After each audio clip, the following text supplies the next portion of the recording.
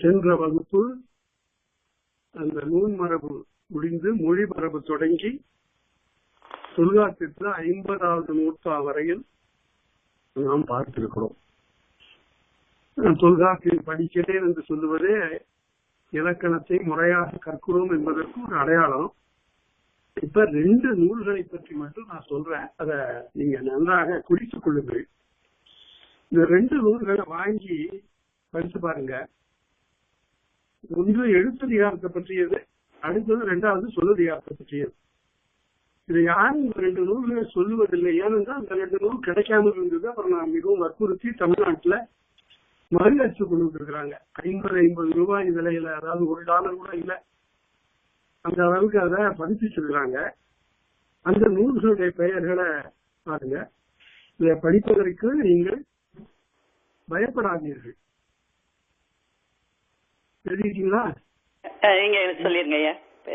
என்ன புத்தகத்தின் பேர் தான் நான் சொன்னேன், இப்ப பயப்படாதீர்கள். ஓ சரி. பயப்படாதீர்கள் புத்தகத்தினுடைய பெயர். அது தமிழ் தொல்காப்பியத்தினுடைய நன்னூலினுடைய சாரத்தை சுருக்கி, எழுத்ததிகாரத்தினுடைய சாரத்தை சுருக்கி சொல்லக்கூடிய ஒரு அருமையான நூல். கதைப்பிடிக்கிறது மாதிரி இலக்கணத்தை சொல்ல முடியும் என்ற நம்பிக்கையை ஊட்டக்கூடிய ஒரு செடும் தமிழ் நூல் இந்த பயப்படாதீர்கள். அந்த பயப்படாதீர்கள் ஆசிரியர் கீவா ஜெகநாதன். அதனால அது எழுத்ததிகாரத்தை பற்றியது. அடுத்த புத்தகம் பேசாத பேச்சு, அது சொல்லதிகாரத்தை பற்றியது. இந்த 2 நூல்களும் பாடமா கூட வைக்கலாம். தமிழ்நாட்டுல அல்லது பிற எங்கும் கூட இலக்கணம் கற்பிக்க வேண்டும் என்றால் இவற்றை பாடமாக வைத்து அறிவுறுத்துவது நல்லது. இந்த முயற்சி எதிர்காலத்துல நடக்கும்னு நம்புவோம். இந்த 2 நூல்களும் இப்ப மறு அச்சில் வந்துட்டுங்கிற அந்த செய்தி எனக்கு கிடைத்தது. அதனாலதான் இப்ப உங்களுக்கு சொல்றேன். இப்படி அதே போல ஒரு நூல்களுடைய பட்டியல் நான் பிறகு கார்த்திக் தரதா சொல்லியிருக்கிறேன், அதையும் நீங்கள் பார்க்கலாம். மிகச்சிறந்த விழுமிய நூல்கள், கற்க கசடர அப்படிங்கிறது உரை எழுதுகின்ற போது கற்பவற்றை ஆராய்ந்து கற்க வேண்டும். எல்லாவற்றையும் படிக்கணும்னு தேவையில்லை, முடியவும் முடியாது. சின்னாய் பல்குனி சிற்றறிவிலகு எழுதுவார் பரிமேலழகர். நமக்கு இருக்கிற வாழ்நாள் சில, அதுல வரக்கூடிய பிடியும் பல. இதை பயனுள்ளதாக நாம் செய்ய வேண்டும் என்றால் பயனுள்ள நூல்களை நாம் கற்க வேண்டும். அப்படி பயனுள்ள நூல்களை கற்கின்ற போது நம்முடைய அறிவு ஆழமாக செல்வது மட்டுமன்றி உள்ளமும் பண்படும். சிறந்த நூல்களை படித்தவருடைய விளைவு உள்ளம் பண்படும். அந்த வகையில் இந்த 2 நூல்களையும் நீங்கள் படிக்கிறீர்கள். இந்த நூல்கள் கிடைப்பதற்குரிய வழிகளை நான் கண்டிப்பாக ஏற்பாடு செய்கிறேன் என்று சொல்லிக்கொண்டு மொழி மரபை இப்போது பார்த்துக் கொள்கிறோம். தமிழ் இலக்கணத்திலேயே நீங்கள் வீட்டிலே இருந்து பெண்கள் மகளிரும் ஆடவரும் யாராக இருந்தாலும் வீட்டில் இருந்து படிக்கின்ற போது 2 இடங்களில் மிகவும் ஆழமான கவனம் செலுத்துவீர்களே ஆனால் நீங்கள் புலமை பெற்றவர்களாக ஆகிவிடுவீர்கள். இந்த 2 இடங்கள் தான் பெரும்பாலும் எழுதுவதில் பிழைகள் ஏற்படுவதற்கும் நினைவிலே நமக்கு சரியாக சொற்றொடர்கள் அமைவதற்கும் தடையாக இருப்பது இந்த இவை 2 தான். ஒன்று, நாம் இப்போது பார்த்து கொண்டிருக்கக்கூடிய மெய்மயக்கம். எந்த எழுத்துக்கு பிறகு எந்த எழுத்து வரும் என்ற அந்த ஒரு பட்டியலை நீங்கள் ஒரு பட்டியலாக உருவாக்கி உங்கள் வீட்டிலே எங்காவது ஒரு இடத்தில் ஒட்டி வைத்துக் கொள்ளுங்கள் என்று நான் சொன்னேன். பின்னால வரப்போகிற அடுத்தது அல்வழி வேற்றுமை என்ற ஒரு இடம். அது பல பேருடைய அறிவு எட்டல. பள்ளிக்கல்வியில அது சொல்லிக் கொடுக்க வேண்டிய ஒன்றை அது சொல்லிக் கொடுக்கல. எது அல்வழி எது வேற்றுமை என்று தெரிந்து விட்டாலே சொற்றொடர் அமைப்புல பிழை வராது. அதனால அந்த 2ஐயும் பற்றி நம்ம அல்வழி வேற்றுமையை பற்றி பின்னால பார்க்க போறோம். இப்ப மின்மயக்கத்தை பற்றி பார்த்தோம். அதே போல இந்த இடத்துல வல்லூற்று வருமா வராதா, இது மிகுமா மிகாதா அப்படிங்கிற வினாக்களுக்கெல்லாம் அடிப்படை எது என்று கேட்டால் இந்த மெய்மயக்கமும் அல்வழி வேற்றுமையும் தான். அதை பற்றி நாம நூல்ல வருவதற்கு முன்னாலே நான் சொல்லித்தான் உங்களை புணரியலுக்குள் அழைத்து செல்வேன். அதை தெரிவித்துக் கொண்டு இப்ப 51வது நூற்பாவை நாம் பார்க்கிறோம். செய்யுள் இறுதி போலி மொழிவை நகார மகாரம் ஈருற்றாகும். தொல்காப்பியர் எவ்வளவு தெளிவாக இந்த இலக்கணத்தை சொல்றாருன்னு பாருங்க. ரெண்டு ஒற்று சேர்ந்து வருவதுங்கிறது தமிழ்ல மிக அரிதாக இருக்கும். அதை வரையறுத்துட்டார். இப்ப இந்த இயல்ல என்ன செய்ய போகிறார் என்றால், சரியாக வரையறுத்து எங்கெங்க வரும் வராதுங்கிறத தெளிவாக இந்த மொழி மரபுல அவர் சொல்லிக் கொண்டு வருகிறார். இந்த இடத்துல நகர ஒற்று, அதாவது ரன்னகரம்னு இதை சொல்லணும். ஏன்னா கடைசியில வரிசையில ராவுக்கு பிறகு நான் வருவதனால அதுக்கு பேர் ரன்னகரம்னு பேர். ரெண்டு சுழி நான் சொல்லக்கூடாது. ரன்னகரம் பிள்ளைகளுக்கு பாடம் சொல்லி கொடுக்கும்போது கூட ரன்னகரம் என்று அதனுடைய இனத்தை ஒட்டி இன்னாருக்கு பக்கத்து வீடுன்னு சொல்றது மாதிரி அது ரகரத்துக்கு அடுத்து வருவதனால கடைசி எடுத்தது. அதனால ரன்னகரம் என்று அதனை சொல்ல வேண்டும். சரி, அந்த ரன்னகரத்தை அடுத்து மகர ஒற்று இன் என்ற எழுத்து, இந்த ரெண்டு சேர்ந்து வருமா அப்படின்னா வரும். எங்க வரும்? அதே போல போலும் அப்படின்னா போனும் வரும். போலுங்கிறது போனும் வரும். இது பெரும்பாலும் செய்யுள் வழக்கம். இது நிறைய இடங்கள்ல வருகிறது. புறநானூற்றுல 19வது பாட்டுல இரும்புலி வேட்டுவன் பொறியறிந்து மாட்டிய பெருங்கல் அடாரும் போம். இந்த போன்ங்கிறத முழுக்க ஒழிக்கவே முடியாது. இன்னுங்கிறது தனியா சொல்லி பாருங்க, அப்புறம் இன்னுங்கிறத தனியா சொல்லி பாருங்க. இவை பெறுகின்ற ஒளியை அந்த போன் என்ற சொல்லில் இந்த ரெண்டு எழுத்துகளும் பெறுவது இல்லை. இதைத்தான் நாம் என்ன சொல்லுகிறோம்? மகரம் குறுகிவிட்டது என்று சொல்லுகிறோம். மகரம் முழுக்க இங்கு ஒலிக்கப்படவில்லை, இது மகரம் குறுகிவிட்டது என்று சொல்லுகிறோம். இந்த ரெண்டு இடத்துல இந்த ஒரு இடத்துல இந்த எழுத்துக்கள் ரெண்டும் சேர்ந்து வரும் என்பது இலக்கண விதி. இந்த சொல்லி இப்பெல்லாம் வழக்கில் இல்லை. செய்யுள்ள எழுத வேண்டும் என்றால் பழைய நடைகள் எழுதக்கூடியவர்கள் எழுதலாம். ஆனால் இப்படி இல்லைங்கிறத நினைவில் வைத்துக் கொள்ளுங்கள். அதுக்குதான் செய்யுள் இறுதி போலி மொழிவையும், இது போலி மருளும் என்பதனுடைய அது போலும் என்பதனுடைய போலி போன் என்பது. செய்யுள் இறுதி போலி மொழிவையில் நகார மகாரம் ஈரொற்றாகும். ரெண்டு ஒற்று சேர்ந்து வர்றது இங்கே நிகழ்கிறது. அதிலே நகர ஒற்றும் மகர ஒற்றும் ரெண்டு ஒற்றும் வந்தது என்று இந்த நூற்பாவில தெளிவாக சொல்லியிருக்கிறார்.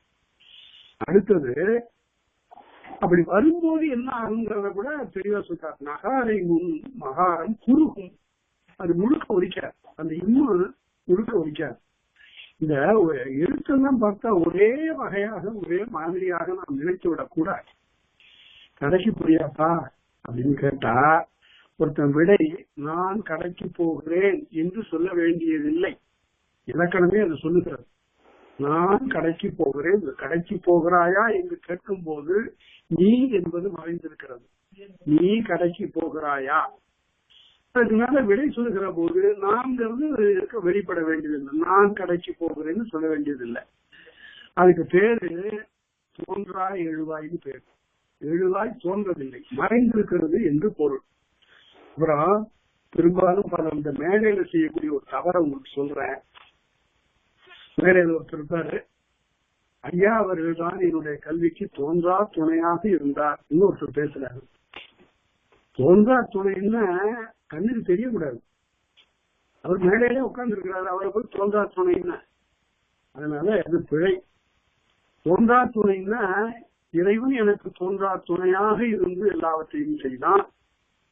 மறைந்த பெரியவர் இன்றும் கூட எனக்கு தோன்றா துணையாக இருந்து எனக்கு வாழ்வில் வழிகாட்டுகிறார் என்று அப்படி சொல்ல வேண்டியதெல்லாம் ஒரு பிழை. பொருள் இல்லாமல் பேசிவிடக் கூடாது என்பதற்காக வரக்கூடிய இதெல்லாம் அடுத்த நூற்றாண்டுக்கு நாம் செய்திகளாக கொண்டு போக வேண்டும். அப்படி எழுதுகின்றவர்களை பார்த்தீர்களானால் நீங்கள் அது பிழை என்று அறிவுறுத்த வேண்டும். இப்ப இங்க இருந்தா அதே மாதிரி தோன்றா எழுவாய் இல்லை, மறைந்திருக்கிறது என்று பொருள்.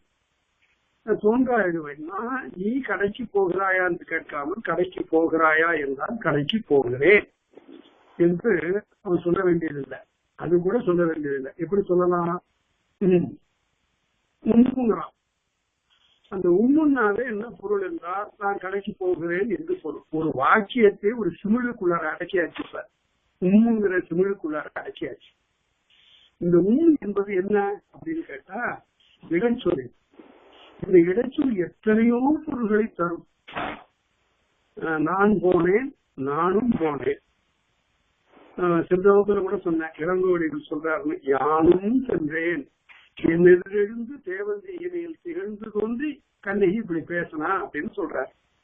அப்ப என்ன பொருள் என்றால், யானும் நானும் போனேன்னா வேற யாராரோ வந்திருந்தாங்க அப்படின்னு பொருள். அந்த உண்மை அந்த பொருளை நமக்கு தருகிறது. அதனால அந்த இடத்துல அப்படின்னு சொன்னா அது முழுக்க ஒலிக்குது. இந்த இடத்துல அந்த மாதிரியான முழு ஒலியை தரவில்லை. மறு என்று ஒரு அரைகுறையாக அந்த மகரம் ஒலிக்கப்படுவதனால நகாரை முன்னர் மகாரம் குறுகும். இந்த ரணகரமாகிய இருக்குது அந்த இடத்துல பக்கத்துல வருகிற போது இந்த மகரம் குறுகும் என்று சொன்னார்.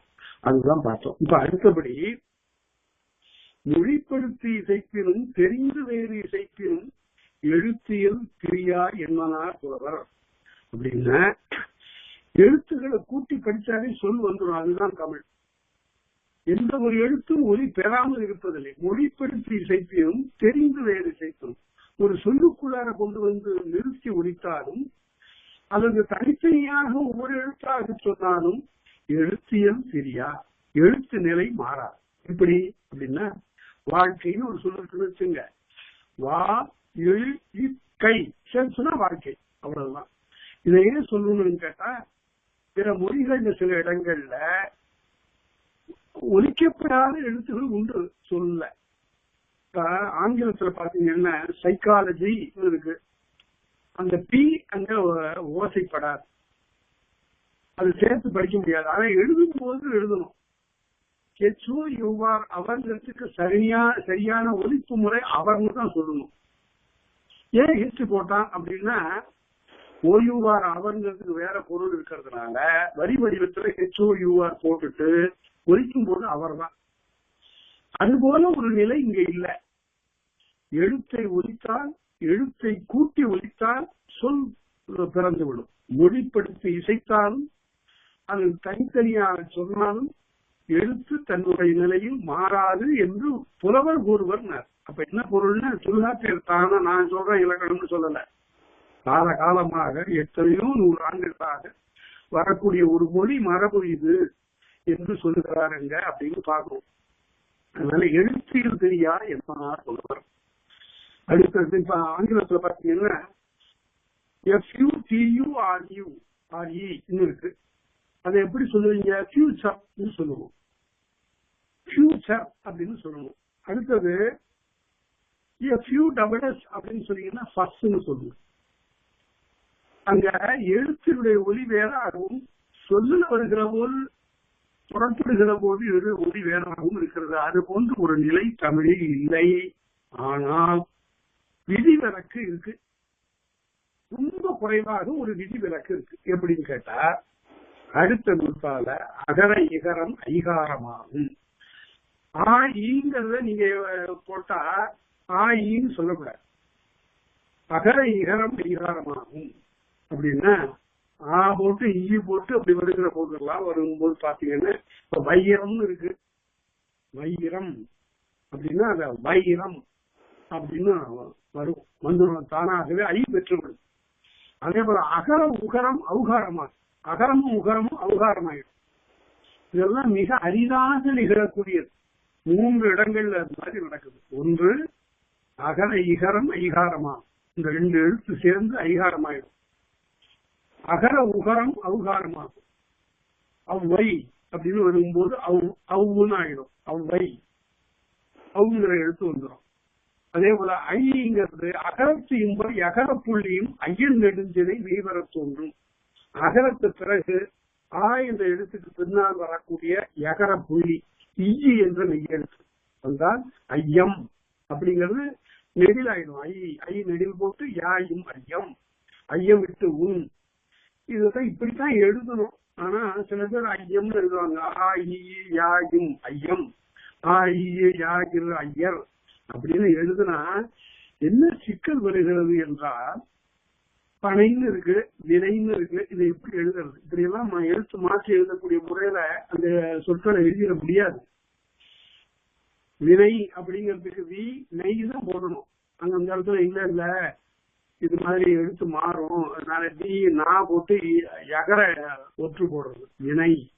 அதே போல பனைங்கிறதுக்கு பா போட்டு ரன்னகர நா போட்டு யகர மெய் போடுறது பனை. இப்படி ஒருத்தர் எழுதி இருந்தாரு தமிழ்நாட்டுல, ஒரு பெரும் பேராசிரியர். இப்படியே தான் நான் இப்படிதான் எழுதுவேன், இதுதான் இலக்கணம் இருக்கு அப்படின்னு எழுதினாரு. ஆனால் தொல்காப்பியர் சொல்லபடி பார்த்தால் அகர ஈகரம் ஐகாரம் ஆயிடும். ஆயி இருந்து சேர்ந்து ஐயின்னு தான் எழுதணும், நெடிலாக ஒரே எழுத்தாதான் எழுதணும். அதே போல அகர உகரம்னு ஔ என்ற நெடிலாகத்தான் எழுத வேண்டும். அகர யகரமாக இருந்தால் ஐ என்றுதான் எழுத வேண்டும். எழுதாட்டி என்ன என்று கேட்கிறவர்களுக்கு ஏன் அப்படியே எழுதினா ஆ இ ஐயர்ங்கிறதுக்கு ஆ இ ஐயர் ஐயர் அப்படிங்கிறதுக்கு ஆ இது வைன்னு போட்டா என்னன்னு கேட்கிறவங்க நாம திருப்பி கேட்கணும். வினை பனைங்கிறத இப்படி எழுதுறது. நீங்க சொல்ற இலக்கணப்படி வினை பனைங்கிறத வி நாயி பா நாயி என்று எழுதினால் யாரும் ஏற்றுக்கொள்வார்களா? யாரும் ஏற்றுக்கல. அதனால எந்த எழுத்து திருத்தம் செய்யக்கூடியவர்களும் கூட இந்த முறையை ஏற்றுக்கொள்ளவில்லை. ஆகவேதான் சரியாக தொல்காப்பியர் படித்தவர்கள் ஐ ஔ என்ற ஓர் எழுத்தை அப்படியே எழுதக்கூடிய மரபைத்தான் கடைபிடிக்க வேண்டும். அதனால இதுல யாருக்கும் ஐயம் இருந்தா அது தெளிவா இந்த நூற்பாக்கள்ல சொல்றேன். அடுத்தபடி இகர ஓரளவாகும் இடனுமாறுண்டே. இந்த எழுத்துக்களை சொல்லிலே வருகிற போது தங்களுடைய மாத்திரையில குறைந்து ஒலிக்கும். எந்த ரெண்டு எழுத்து ஐயும் அவ்வும் நெடில் தான். மற்ற நெடில் மாதிரி இது நீண்டு ஒலிப்பதில்லை. வளை அப்படிங்கிற இடத்துல வருகிற போது ஐ அப்படிங்கிற சொல்லு எழுத்து அப்படியே ஒலிக்கல. குவளை சொல்லு இறுதியில வருகின்ற குவளை, சொல்லு இறுதியில வருகிற மடையர். இந்த இடத்துல உங்களுக்கு ஒரு தெளிவுக்காக ஒரு செய்தி சொல்லுகிறேன். இந்த மடையங்கிறதுக்கு கை போட்டா என்ன பொருள் என்றால், மடையர் என்றால் சமையற்காரன் பொருள், அறிவில்லாதவர்னு பொருள் இல்லை. இப்படி யாராவது சொன்னால் அது பிழை. மன்னர் பெருமையும் மடையர் அறிவரோ நலவன்பாத ரொம்ப அருமையான ஒரு இடம். தன்னுடைய பிள்ளைகளை தானே காண்கிறான் நலன். அப்ப நலன் தன்னை வெளிப்படுத்திக் கொள்ளக்கூடாது என்பதற்காக ரொம்ப ரொம்ப அழகா இருக்கிறீங்களப்பா பிள்ளைகளா அப்படின்னு கேட்ட உடனே நீங்க எல்லாம் யாரு அப்படின்னு கேட்கலாம். அவங்க பிள்ளைகள் சொல்றது. அப்ப மன்னன் இடத்தார் வாழ்வேந்தன் மக்கள் யாம். யாங்க யார் தெரியல, இந்த தமிழ் வந்திருக்காங்க இங்க. அவங்ககிட்ட இந்த பிள்ளைகள் பெருமையை பேசுது. மன்னன் இடத்தார் வாழ்வேந்தன் மக்கள், பெரிய வாட்படையினாலே பெரும் பெரும் வெற்றிகளை எல்லாம் குவித்த இடத்த நாட்டு அரசனாகிய நலனுடைய பிள்ளைகள்ப்பா நாங்க அப்படின்னு சொன்ன உடனே நலன் சொன்னான், மன்னர் பெருமை மடையர் அறிவரோ? மன்னனுடைய பெருமை இந்த சமையற்காரனுக்கு தெரியுமா அப்படின்னு கேட்கலாம். அதனால மடையர்னா சமையற்காரன் பொருள். அப்ப அறிவில்லாதவங்கிறதுக்கு என்ன பண்றது? அங்க எழுதும்போது மா த ய இர்னு எழுதும். மடையர் மடம், மடம்னா அறிவின்மை. மா த ய இர் மடையர். இந்த பெண்களுக்குள்ள 4 பண்புகள்ல அச்சம், நாணம், மடம், பயிர்ப்பு, இந்த 4க்கும் பொருள் யாரையாவது கேளுங்கப்ப. இந்த 4 சொல்லுக்கும் சரியா பொருள் சொல்றவங்க யாராவது இருக்காங்களான்னு பாருங்க. அச்சத்துக்கு சொல்லிடுவாங்க பயம்னு, நாணத்துக்கு சொல்லிடுவாங்க வெட்கம்னு. அடுத்தது மடம்ங்கிறதுக்கு இப்ப அது தெரியாம, அதுக்கு என்ன பொருள்ன்றது தெரியாம இப்ப பலரும் எழுதுகின்ற போதெல்லாம் பெண்களை மடமுடையவர்கள் மடையர்கள் என்று சொல்லிவிட்டார்களே. அதனால புரட்சி பெண்ணாக இருக்கக்கூடியவர்களுக்கு இந்த மடம்ங்கிறது பண்பு ஒவ்வாது என்னெல்லாம் பேசுகிறார்கள். ஆனா இந்த மடம் என்பதற்கு என்ன பொருள் என்றால், அதற்கு அருமையான உரையாசிரியர்கள் எழுதுகின்ற போதும் இறையனார் கருவியல் முறையில் எழுதுகின்ற போதும் மடம் என்பது கொழுத்த கொண்டது விடாமை. பெண்கள் இருக்கக்கூடிய எண்ணம் சொல்லக்கூடியதுதான் அந்த மடம்ங்கிறது. என்னன்னா தந்தை தாயினுடைய நிழலிலே இருந்து வளர்கின்ற ஒரு சிறுமி தான் பெற்றோர்களிடம் கற்றதை, அறிந்து கொண்டதை, ஒழுக்க நெறிகளை அப்படியே விடாமல் பற்றிக் கொள்கிறார். அதுக்கு பேர் தான் மடம். பிறகு அவன் கணவன் வீட்டுக்கு சென்ற போது அங்கிருக்கக்கூடிய பெரியவர்கள் அறிவுறுத்திய நெறியின்படி கடந்து விடுகிறார். அவளுக்கு ஒரு அறிவு இருக்கு, ஆனாலும் கூட அந்த அறிவை உள்ளே வைத்துக் கொண்டு, இந்த பெற்ற அறிவை வைத்துக் கொண்டு வாழ்கிறார். அதாவது கொழுத்த கொண்டு கொண்டது விடாமை, அதை விடாம பற்றி கொண்டிருக்கிறார். மன உறுதிப்பாடு. அடுத்தது பயிர்ப்புன்னு என்னன்னா, யாராவது பயிர்ப்புங்கிறது பொருள் சொல்றாங்கன்னா, தான் பயிராத பொருள்களில் அருவருத்து நிற்கும் தன்மை அப்படின்னு. அதாவது தனக்கு அறிமுகம் இல்லாத ஒன்றை போய் அதுல உள்ளார புகுந்து அளவலாவுதல் இல்லை. முறையா அறிமுகப்படுத்தி வைத்தால் அவர்களிடம் பேசுவார்கள், பழகுவார்கள். யாரோ அயலாரிடம் போய் வலிய போய் அப்படி பேசுகின்ற நிலை இல்லை. கொஞ்சம் ஒதுக்கி இருக்கக்கூடிய அந்த பண்பை தான் பயிர்ப்பு என்று சொல்லுகிறான். இது ஒரு காலத்தில் இந்த சமூகத்தில் இந்த 4 பண்புகளும் மிகவும் தேவைப்பட்டன. அந்த அடிப்படையில் சொன்னது. இங்கு மரம் என்பதை நினைந்து பாருங்கள். அறிவின்மை என்று அதற்கு பொருள் இல்லை. இருக்கின்ற அறிவை மறைத்துக் கொள்ளுகின்ற தன்மை, அதை வெளிக்காட்டிக் கொள்ளாத ஒரு நிலை என்று பொருள். இப்ப மடையன் என்றால் அறிவற்றவன் பொருள் இல்லை. கை போட்டுட்டீங்கன்னா அவர் சமையற்காரராயிடுவார், மடையர் என்று. அதை நினைவில் வைத்துக் கொள்ளுங்கள். இடம் வந்ததுனால சொன்ன. அடுத்தது கவ்வை என்றால் படிச்சொல் என்று பொருள். அவர் என்று பொருள். கவ்வை வை. இந்த இடத்திலையும் ஒன்றரை மாத்திரை கூட இல்ல, இன்னும் ஒரு மாத்திரை நீங்க ஒரே மாத்திரையில ஒரு ஓரளவாகவும் இடமாக்குங்க. ஒரே மாத்திரை தான் இங்க. 2 மாத்திரை பெறுகின்ற நிலையில் பாதியா குறைஞ்சு போகும். எப்படின்னு கேட்டா, அந்த கொலை எடு அப்படின்னு சொல்லுகிற போது ஐயே கரைஞ்சு போச்சு, ஆதான் இருக்கு. அந்த மடையணைகள் அப்படின்னா தாதான் இருக்கு, கையில் இல்ல. இதைத்தான் ஒரே மாத்திரை பெறுகின்ற இடமும் உண்டு. இந்த 2 நெடிலும் என்ற இந்த 2 நெடிலும் ஒரே மாத்திரை பெறுகின்ற இடம் உண்டுன்னு அவர்கள் இடம் காட்டினார். அதாவது ஒரு மொழியை பற்றி ஆராய்கின்ற போது ஆட்டோ ஜெஸ்பர்சன் என்ற பேரறிஞர் சொல்லுகிறான், ஒரு கம்ப்ளீட் சர்வே இஸ் ரிக்வயர்ட். ஒரு மொழி முழுவதும் அலசி பார்த்துதான் இலக்கணம் சொல்லுது. அவனுக்கு எல்லா கூறுகளும் தெரிந்திருக்கணும். நான் கம்பராமாயணம், இந்த ஆசிரியர் கம்பராமாயணம் நல்லா படிச்சிருக்காருங்க, அதுதான் சொல்லுவாரு. இவர் சிலப்பதிகாரம் படிச்சிருக்காரு, அதுதான் சொல்லுவாரு. இவர் தேவாரம் திருவாசகம் படிச்சிருக்காரு, இவர் பெரிய பிரபந்தம் படிச்சிருக்காருன்னு இப்படி சொல்லக்கூடிய நிலை கூடாது. அதாவது அளப்பரும் சலதியும் கடலுங்க. தமிழ்ங்கிறது ஒரு பெரிய கடல். அதுல எல்லா துறைகளையும் பற்றி அவன் அறிந்திருந்தால்தான் அவன் பிறருக்கு பாடம் சொல்லக்கூடிய தகுதி உடையது.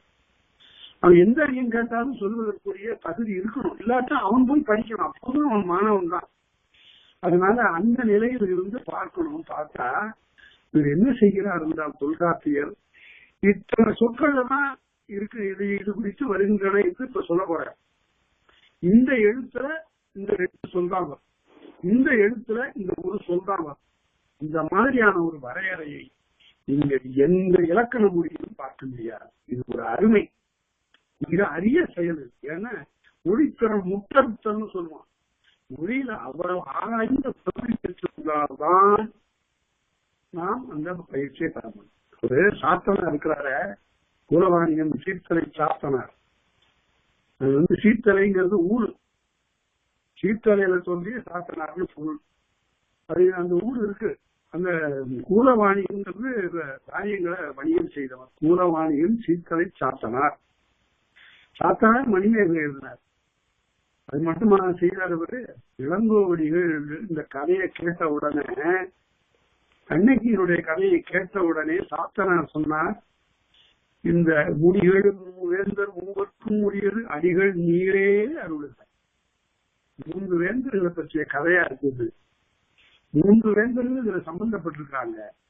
அதனால அடிகளே, இளங்கோடிகளே, நீங்களே இந்த காவியத்தை செய்யுங்கள்னு சொன்னாராம். இளங்கோவடிகள் ஒரு இளம் துறவி. ஆனா அவர் எவ்வளவு துறைகள்ல தேர்ந்திருக்கிறார் பாருங்க. அதுதான் முற்ற கற்றல்ங்கிறது. அதுதான் மொழித்திறன் முட்டறுத்தல்ங்கிறது. அதுதான். எடுத்துக்காட்டுக்கு நான் ஒன்னே ஒன்று சொல்றேன். நான் சிம்லாவில் ஒரு மாநாட்டுல போய் கலந்து கொண்டேன். அப்போது அங்கு ஒரு தினம் வந்தது. அதுல ஒருத்தர் வங்காளத்தை சார்ந்த ஒரு அறிஞர் சொன்னாரு, இந்தியாவை ஒரு பெண்ணாக பார்த்த ஒரு பெரிய பெருமை எங்களுடைய நாவலாசிரியருக்கு தான் சொந்தம். பாரத மாதாங்கிறது முதல்ல எங்கள் ஊர்க்காரன் தான் எழுதணும் அப்படின்னு சொன்னார். எப்படி கேட்டா பங்கிம் சந்திரன் தான் இது மாதிரி எழுதினாரு. முதலாக இந்தியாவை பாரத மாதா என்று உருவகித்தவன் அவன் தான் என்று சொன்னாரு. அப்புறம் நான் என்னுடைய முறை வருகிற போது அப்படி இல்லை, 2000 ஆண்டுகளுக்கு முன்பு இளங்கோ என்ற ஒரு சொல்வன் சிறப்பதிகாரத்தில் அடிநீராடை மலைமொழியாகத்து ஆரப்பெரியாற்று மாறிக்கூந்தல் கண்ணகம் பெருத்து மன்னகம் அடந்தை என்று இந்த இந்தியா முழுமையும் ஒரு பெண்ணாக உருவகித்து பாடியிருக்கிறான். எப்படி பாடியிருக்கிறான் அதுங்க?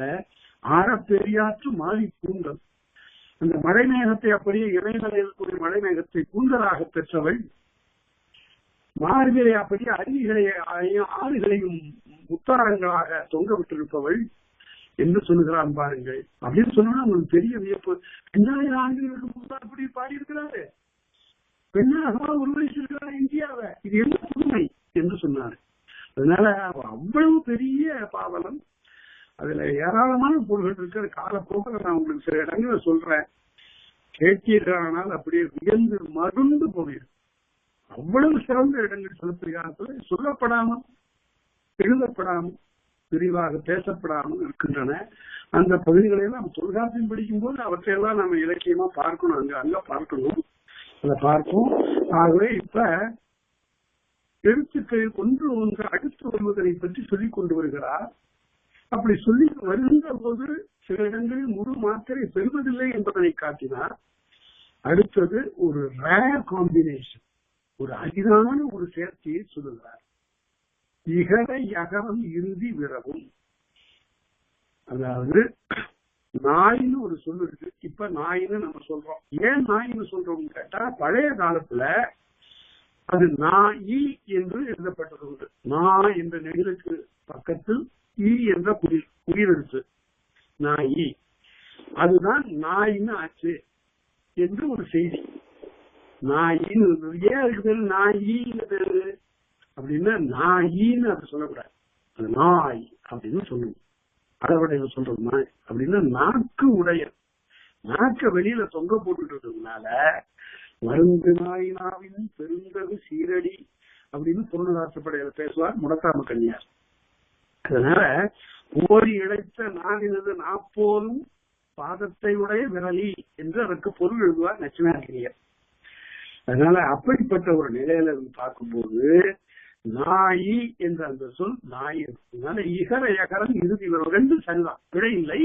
அது பழைய வடிவம், இது புதிய வடிவம். நாய் என்பது புதிய வடிவம், அதை நிலையில வைத்துக் கொள்ளுங்கள் என்று காட்டினார். அடுத்தபடி இப்ப இனிமேல் ஒரு சொல்லுக்கு முதல்ல வரக்கூடிய எழுத்துக்கள் எவை, சொல்லுக்கு இறுதியில் வரக்கூடிய எழுத்துக்கள் எவை என்பதை பார்க்க போறார். அது மிகவும் இன்றுமையாகும். சொல் என்று மொழி மரபு என்று சொன்னால் சொல்லின் மரபு என்று பொருள். அதனால இந்த இடத்துல எப்படி ஒரு சொல் அமைகின்றது, அதாவது இந்த ஸ்ட்ரக்சர் ஆஃப் தி வேர்ட்னு சொல்லணும். ஸ்ட்ரக்சர் ஆஃப் தி வேர்ட், இது ஒரு சொல்லின் அமைப்பு, சொல்லமைதி என்று பொருள்.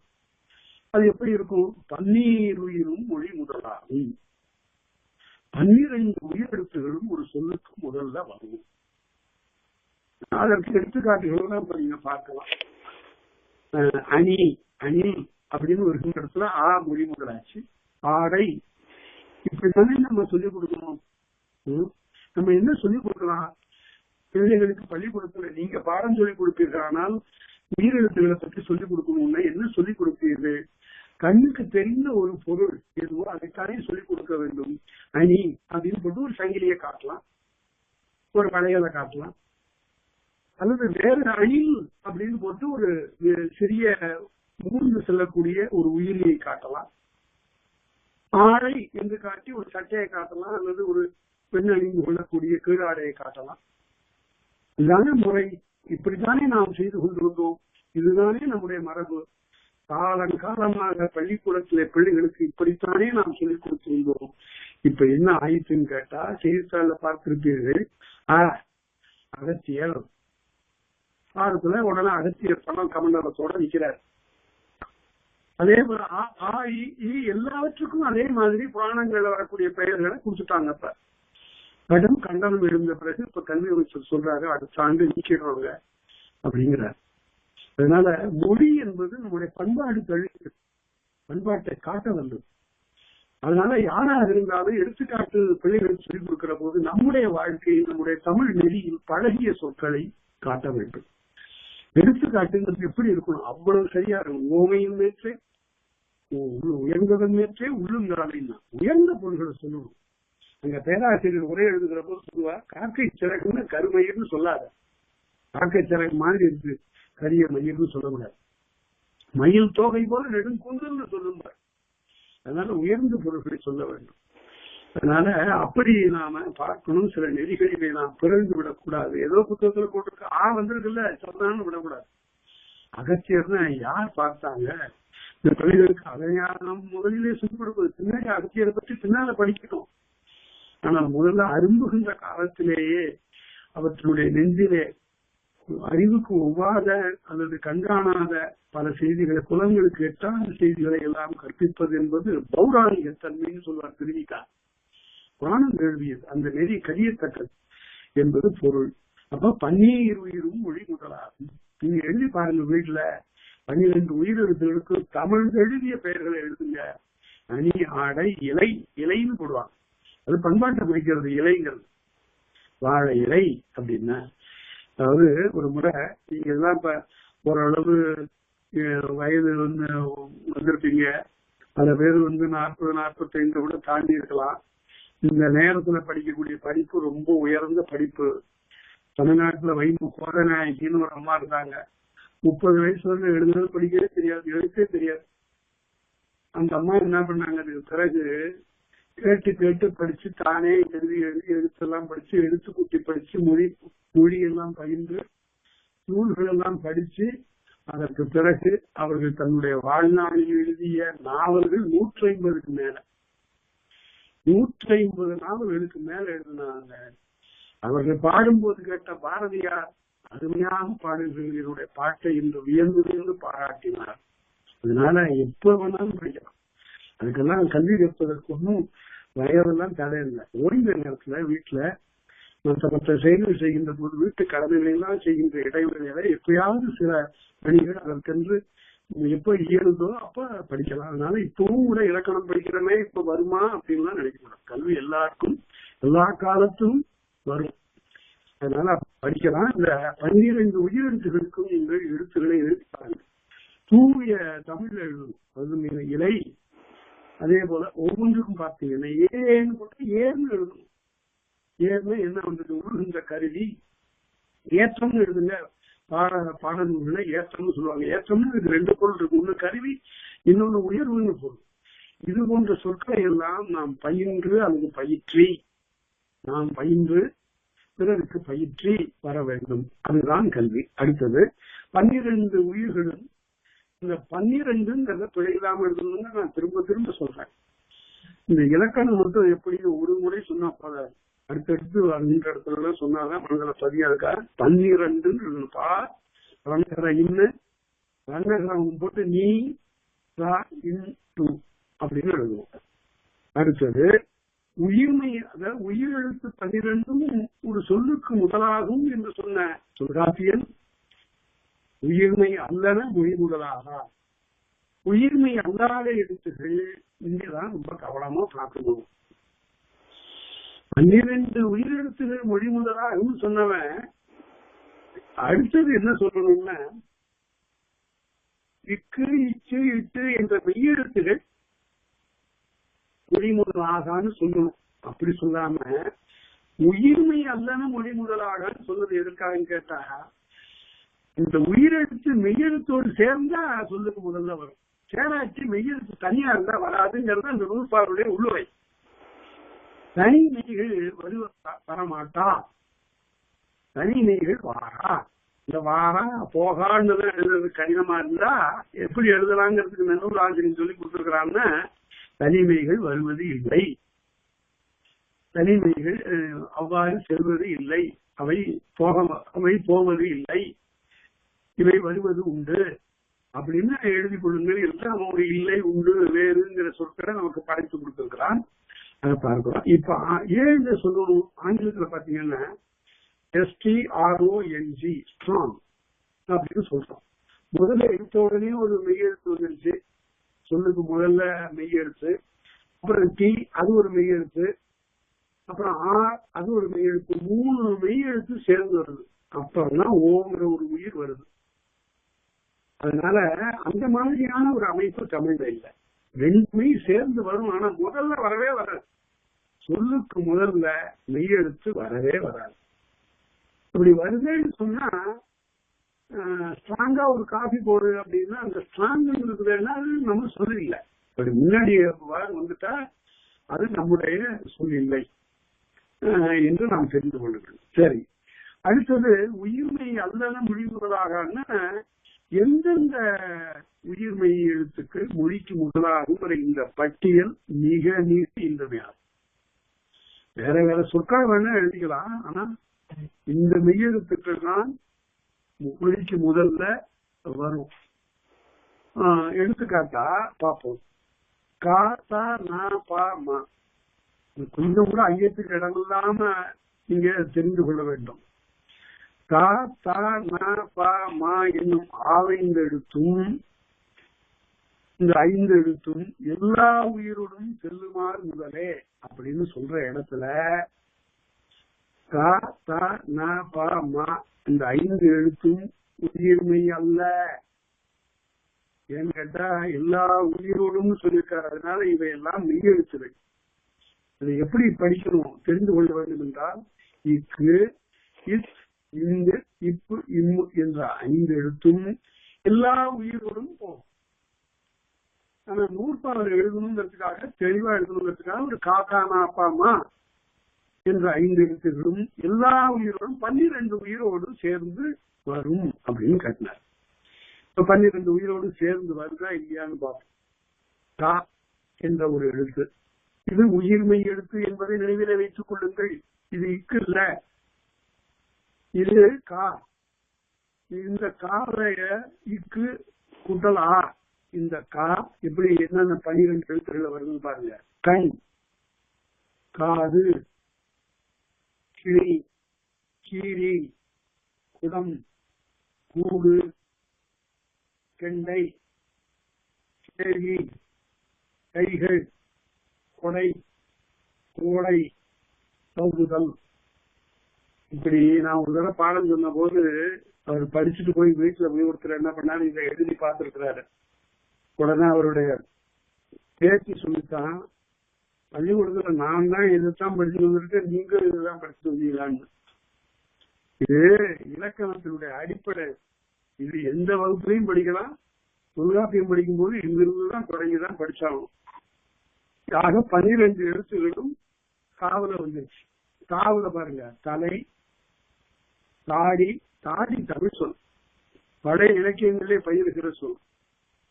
திருகு, கீட்டு, துணி, தூய்மை, தெளிவு, தேர்வு, தையல், தொண்டு, தோடு, தவ்வை. இந்த தோடுங்கிறது அணிகலம். அணிகலம் மட்டுமல்ல, செடியில காயில் இருக்கக்கூடிய புற உறுப்பும் தோடுன்னு சொல்லப்படும். தவ்வை, தவ்வைன்னா முதியவள் பொருள், பாட்டின்னு பொருள். அப்புறம் நகரம்,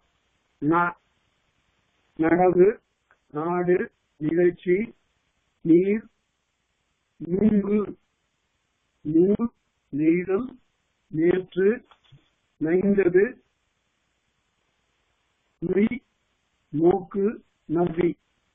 நவ்வின்னா மாண்டு பொருள். அதனால இவையெல்லாம் பெரும்பாலும் எல்லாருக்கும் தெரிந்த சொற்களை தான் இவ்வாறு கையாளணும். நடவு அது தொழிற்பெயர். அதாவது வேறு சொற்களையும் நாம நிறைய தமிழ் சொற்களாக எழுதி கொண்டா சரி. அதே போல பகரத்துக்கு படம், பாரம், பிடி, ஒரு கைப்பிடி என்று சொல்றோம். பிடி, யானைன்னு பொருள். பிடிங்கிறது பெண் யானை என்றும் பொருள். தீர்க்கு, தீர்க்கங்காய். புகழ், பூ, பெருமை, பேச்சு, பை, பொன், போர், பர்வம். பர்வம்னா கடவுள்னு போடுறோம். இப்ப அடுத்தது மகிழ்ச்சி, மாடு, விடரு, மீன், முகம், மூக்கு, மென்மை, மேல், மையல், மொழி, மோப்பம், மொவ்வல். மொவ்வல் தான் மல்லிகைன்னு பொருள். இப்படி சொற்கள் வருகிற போது ஒரு நுணுக்கமான ஒரு செய்தியை நான் இங்கு சொல்லுகிறேன். இந்த செய்தியை பின்னாலே கொண்டு போய் பார்க்கிற போது ஒரு இடர்பாடு நீங்கும். எப்படின்னு கேட்டா, ஒரு சொல்லுக்கு முதல்ல வரும்னு சொல்றீங்கள, கடைசியில வரும்னு சொல்றீங்கள. ஒரு தூணு ஒரு சொல் இருக்கு, இதை முதலா வச்சுக்கிறதா கடைசியா வச்சுக்கிறதா அப்படின்னு ஒரு கேள்வி.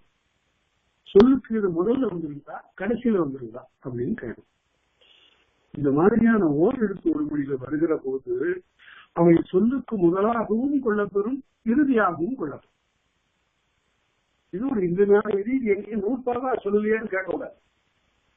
இதெல்லாம் வழி வழியாக சொல்லி வருகின்ற ஒரு மரபு. அதனால ஓரெழுத்து ஒரு மொழியாக வருகிற போது அது சொல்லுக்கு முதலும் ஆகும், அதுவே சொல்லுக்கு இறுதியாகவும் அதே காலம். ஏன்னா முதலும் இறுதியும் இறைவனை மாதிரி இருக்கு, முதலும் இறுதியும் அதுவே அவ்வாறு இருக்கும். அதனால இப்ப காத்தா, நாப்பா, மா இந்த 5 எழுத்துகளும் 12 உயிரெழுத்துகளோடு சேர்ந்து 60 சொற்களை நாம் பார்க்கிறோம். 60 சொற்கள் என்பதை நீங்கள் இங்கே நினைவில் வைத்துக் கொள்ளும். சொற்கள் ரொம்ப இன்றியமையா, ரொம்ப திருவள்ளுவர் சொல்றாரு, சொற்கள் அதிக செலவழிக்காதீங்க. அதாவது பல சொல்ல காமொருவர் மற்ற மாசற்ற சில சொல்ல பேசாதவர். சில சொல்ல சொல்லியா, எதுக்கு நீட்டி ரொம்ப அதிகமா சொல்ற அப்படின்னு சொல்லுவார். ரொம்ப சுருக்கமா சொன்னா போதும். ஒருவன் எதிரே இருக்கக்கூடியவனுக்கு கருத்து தெரிவிக்கிற போது சுருக்கமா சொல்லணும். ஆனா அந்த சுருக்கத்துக்குள்ளார ஒரு விளக்கம் இருக்கு. பல சொல்ல காமொருவர் மன்ற மாசற்ற சில சொல்ல சேர்த்தார். அதே போல நூலுக்கு 6ஆம் மலரணையர் கற்றது உணர விரித்துரையாளர். அதை உணரும்படியே சொல்லணும், இதில் இருக்கக்கூடியவர்கள் தெரிந்து கொள்ளும்படியும் சொல்லணும். அது மாதிரி சொல்லுவதுதான் பயிற்றுவிப்பதற்குரிய இலக்கணம். அடுத்தது இப்ப என்ன செய்ய போறாரு, எல்லா உயிரும் மொழி முதலாகும்னாரு. அப்புறம் இந்த 5 × 12 5 × 12 இந்த 60 சொற்களை காட்டினாரு. காத்தா, நாப்பாமா அப்படின்னு சொன்னாரு. இந்த 5 எழுத்துகளும் எல்லா சில சொற்கள் விட்டு போயிருக்காங்க. நீங்க எப்ப கேட்கணும், ஏன் இந்த காத்தா, நாப்பாமா இந்த 5 மட்டும் சொல்றாரு அப்படின்னா, பின்னாடி இதுல விட்டு போயிடுற எழுத்தெல்லாம் எடுத்துட்டு போறாரு. இதுல எந்தெந்த எழுத்து விட்டு போயிருக்குன்னு பாருங்க. அதுக்கப்புறம் அவர் முறையாக எதை சொல்லிருக்கணும், சாவை சொல்லிருக்கணும், நாம சொல்லிருக்கணும், காங்கா சா ஞானவ சொல்லிருக்கணும். அப்புறம் காங்கா சாங்க தானா தா சொல்லிருக்கணும், நான் சொல்லிருக்கணும். அதெல்லாம் சொல்லலையேன்னா இப்ப சொல்லப்படும். அதத்தான் இனி இந்த 5 எழுத்துகளும் எல்லா உயிரோடும் வரும். 7 எழுத்துகள் எல்லா உயிரோடும் மாறா. சில எழுத்துகள் மாறா, சில எழுத்துகள் எல்லா உயிரோடும் மாறா. அதைத்தான் இப்ப பார்க்க போறோம். அந்த பாகுபாட்டை மட்டும் தெரிந்து கொள்ளுங்கள். முதல்ல எடுத்த உடனே சாவை எடுக்கிறார். சாவுக்கு அடுத்தது வல்லெழுத்துகள்ல சகரக்கிழவியும் அவற்றோரற்றே. ரொம்ப சிக்கலுக்குரிய ஒரு நூற்பாடு. காலகாலமாக அறிஞர்களை வாட்டி வதைத்த ஒரு நூற்பாடு. சகரக்கிழவியும் அவற்றோரற்றே. சகரமும் அப்படித்தான், மேலே சொன்ன காத்தா, நாப்பாமா மாதிரிதான். ஆனால் ஆ, ஐ, ஔ எனும் 3 அலங்கரை. இந்த 3 எழுத்தோடு மட்டும் சகரம் வராது. அப்படின்னா என்ன பொருள் என்றால், ச என்ற சொல்லுக்கு முதல்ல வராது, சை என்ற எழுத்து வராது, சௌ என்ற எழுத்து வராது. இந்த 3 எழுத்துகள் வருதல் இல்லை, மற்ற எழுத்தெல்லாம் வரும் அப்படின்னு சொன்ன உடனே ஆராய்ச்சியாளர்கள் அந்த காலத்திலே, அதாவது 70-80 ஆண்டுகளுக்கு முன்னாலேயே சங்ககாலம் எல்லாம் சொல்றேன்னு இந்த சா மொழிக்கு முதல்ல வராதுன்னு சொல்லியிருக்காரு தொல்காப்பியர். அதனால சங்கம் என்ற ஒன்று இல்லை அப்படின்னு எழுதினாங்க. சங்கம் என்று ஒன்று இல்லை அப்படின்னு. அப்ப அதுக்கு நிறைய ஆராய்ச்சிக்கு மறுப்பெல்லாம் எழுதினாங்க. பதிவாடல்ல சங்கம் என்ற சொல் ஒரு பெரிய கூட்டம்ங்கிற பொருள்ல பேரன் பெரிய ஒரு நம்ம கோடி மாதிரி சங்கம், தாமரை, ஆம்பல் இதெல்லாம் பெரிய எண்கள். அந்த காலத்துல ஒரு பிக் நம்பர்ஸ், இந்த நம்பர்களை குறிக்க பயன்படுத்தக்கூடிய சொற்கள் தாமரை, ஆம்பல், சங்கம் இதெல்லாம். இந்த சங்கம் என்ற ஒரு அமைப்பை சொல்லக்கூடிய இந்த சொல் அந்த காலத்தில் இல்லை என்று தெரிகிறதுன்னு தொல்காப்பியத்தை கொண்டு சொல்லுகிறார்கள். அதுக்கு பெரிய பேராசிரியர் சொல்லுகிறார்கள், வேறு பெயர்ல விளங்கிற்றது. தமிழ் நிறைவேற்ற தாங்கிருமரவின் மகிழ்நறிமறியின் மதுரையும் வரிதே அப்படின்னு சொல்லக்கூடிய அதன் பேர் தமிழ் நிலை என்று பொருள். கருத்து புனர் ஊற்றுண்டு புகழ்சால் சிறப்பில் புனர் என்று வருகிறது. அது மதுரை காஞ்சியிலையும் வருகிறது. அதனால புனர் என்றால் பல பேருடைய சேர்க்கை என்று பொருள். இந்த வஜ்ரநந்தி என்ற சமண சமயத்தவர் சங்கம் கண்ட பிறகு தமிழ்ச்சங்கம் 4ஆம் தமிழ்ச்சங்கத்தை அவர் கண்டார் என்று சொல்லுவார்கள். சங்கம் சரணம் கச்சாமி என்று பௌத்த சமயத்துல சங்கம் என்பது துறவிகளுடைய கூட்டத்தை குறித்தது. அதனால அந்த சொல் இல்லை என்று சொன்னால் என்ன பொருள் என்றால் அங்குதான் நம்முடைய ஆராய்ச்சி முறையா இருக்கும். சங்க காலத்துல தொல்காப்பியர் சொல்லுகிறார் சகா மொழிக்கு முதலில் வராது என்று சொன்னதுனால அவர் சங்க காலத்துல முற்பட்டவர். இந்த சங்கங்கள் தோன்றுவதற்கு முன்னால் இருந்தவர். அதுதான் பேராசிரியர் தமிழை செல்வர் வெள்ளைவாரன் சொல்லுவார். 5000 ஆண்டுகளுக்கு முன்னால் ஐயா ரொம்ப அதிகமா சொல்லுவாரு. அதனால சங்கங்கள்லாம் தோன்றுவதற்கு முன்னால தோன்றிய இந்த நூல் தொல்காப்பியம், இந்த அமைப்புகள்லாம் தோன்றுவதற்கு முன்னால தோன்றிய ஒரு பழைய நூல். அவர் பல இடங்களில் என்மனார் புலவர் என்று சொல்லுகிறார், யாப்பரி புலவர் என்று சொல்லுகிறார், போலன மொழிகள் தொன்னறி புலவர் சொல்றார். அப்படின்னு என்ன பொருள்? எத்தனையோ புலவர்கள் பாடி வைத்த இலக்கியங்கள் எல்லாம் அவர் பயின்று பார்த்து அவற்றோடு பழகி அந்த சொற்களை எல்லாம் எடுத்து இலக்கணம் நமக்கு செய்து கொடுத்திருக்கிறார். அந்த மாதிரியான ஒரு இலக்கணம், அத்தகைய long survey, broad long survey, மொழியை அப்படியெல்லாம் பார்த்து ஆராய்ந்து சொன்ன ஒரு இலக்கணம் கூட. அது முறைகேடா கொஞ்சம் கூட அறம் இல்லாம இப்ப 5ஆம் நூற்றாண்டுல தோன்றிச்சு பல்லவர் காலத்துல பிறந்த ஒரு இலக்கணம்னு சொன்னா அதை எடுத்துக்காட்டு சரியா காட்ட வேண்டாமாக்கெல்லாம் வேண்டும் என்றே மொழியை தாழ்த்தி சொல்ல வேண்டும் என்ற கருத்துடையவர்கள் தான் தொல்காப்பியத்தை கிபி 5ஆம் நூற்றாண்டு என்றெல்லாம் சொல்லக்கூடியவர்கள். அது எவ்வளவு பழைய நூல்கள், எத்தனை எடுத்துக்காட்டுகள் இருக்கு. ஒன்று ரெண்டு இல்ல, நூற்றுக்கணக்கான எடுத்துக்காட்டுகள் அதுல இருக்கு. இன்னைக்கு எழுதும் போது நீங்களும் கூட நினைவில் வைத்துக் கொள்ளுங்க. நான் ஒரு பெரிய கருத்தாக்கத்தில் அறிஞர்கள் தான் பேசினாங்க. சங்க காலத்தில் இருந்த காதல் பாடல்கள் பேசினாங்க. அப்புறம் நான் என்னுடைய கடமை சொல்ல வேண்டியிருந்தது. அறிஞர்கள் என்பதற்காக அவர்கள் சொல்லியதை நம்ம மறுத்து பேச வேண்டியது இருக்குதே என்று நினைச்சுட்டே சொன்னேன். அதை காதல் பாடல்னு சொல்லாதீங்க, குறுந்தொகையில ஒரு காதல் பாட்டுன்னு சொல்லாதீங்க, தனித்தொகையில ஒரு காதல் பாட்டுன்னு சொல்லாதீங்க அப்படின்னு. அதுக்கெல்லாம் பேர் வேற, அதுக்கு பேர் அகப்பாட்டு. பாரதிதாசன் காதல் பாட்டு பாடியிருக்கிறாரு, பாரதியார் காதல் பாட்டு பாடியிருக்கிறாரு, மற்ற சிற்றிலக்கியங்கள் எல்லாம் காதல் பாட்டு இருக்கிறது. அதெல்லாம் காதல் சொல்லக்கூடிய பாட்டு. இங்கு வரக்கூடிய காதலை சொல்லுகின்ற பாட்டுக்கு பேர் அகப்பாட்டு. அகப்பாட்டுங்கிறது ஒரு விதிக்கு உட்பட்டது. அங்கு முதல் கரு உரி என்ற 3 பொருள் வரணும். அதெல்லாம் தொல்காப்பியம் படிக்கும்போது பின்னால படிக்க போறீங்க. இங்கே முதல் பொருள், கருப்பொருள், உரிப்பொருள் என்ற 3 அடிப்படையில் தான் இந்த அகப்பாட்டு கட்டப்பெறும். இந்த 3 அடிவாரம். அதனால இதன் அகப்பாட்டுக்கும் காதற்பாட்டுக்கும் உள்ள வேறுபாட்டை தெரிந்து கொள்ள வேண்டும். காதற்பாட்டுங்கிறதுல இந்த திடையெல்லாம் கிடையாது. அதனால நன்றாக தெரிந்து கொள்ள வேண்டும். எத்தனையோ 100 ஆண்டுகளாக வந்த அகமரபு இருக்கு பாருங்க, அது எவ்வளவு தெரியுது. அகப்பாட்டுக்கு இலக்கணம் நிறைய இருக்கு. ஒரு இலக்கணம் இல்ல, எல்லா இலக்கணமும் தொல்காப்பியத்துல சொல்லப்படும். எடுத்துக்காட்டுக்கு ஒண்ணு சொல்றேன் பாருங்க. சங்ககாலம் என்பது கிபி 3ஆம் நூற்றாண்டு அளவோடு முடிந்து போய்விட்டது. அது கிமு 3ஆம் நூற்றாண்டிலே தொடங்கி அல்லது அதற்கு முன்பு தொடங்கி கிபி 3ஆம் நூற்றாண்டிலே ஏறத்தாழ 600-700 ஆண்டு காலம் இந்த சங்ககாலம் நடந்து வந்தது என்பதனை கா. சுப்பிரமணிய பிள்ளை ரொம்ப அழகாக ஆதாரங்களோடு எடுத்து காட்டி தன்னுடைய இலக்கிய வரலாற்று நூலில் எழுதியிருக்கிறார்.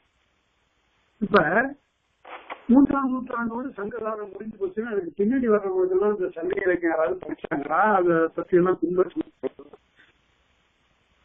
கும்பா நடந்ததா இலக்கியங்கள் எல்லாம் என்று ஒரு வினா வரும். அதுக்கு ஒரு வலிமையான சான்று நான் என்னுடைய நூல்ல தான் நான் முதல்ல எழுதினேன்.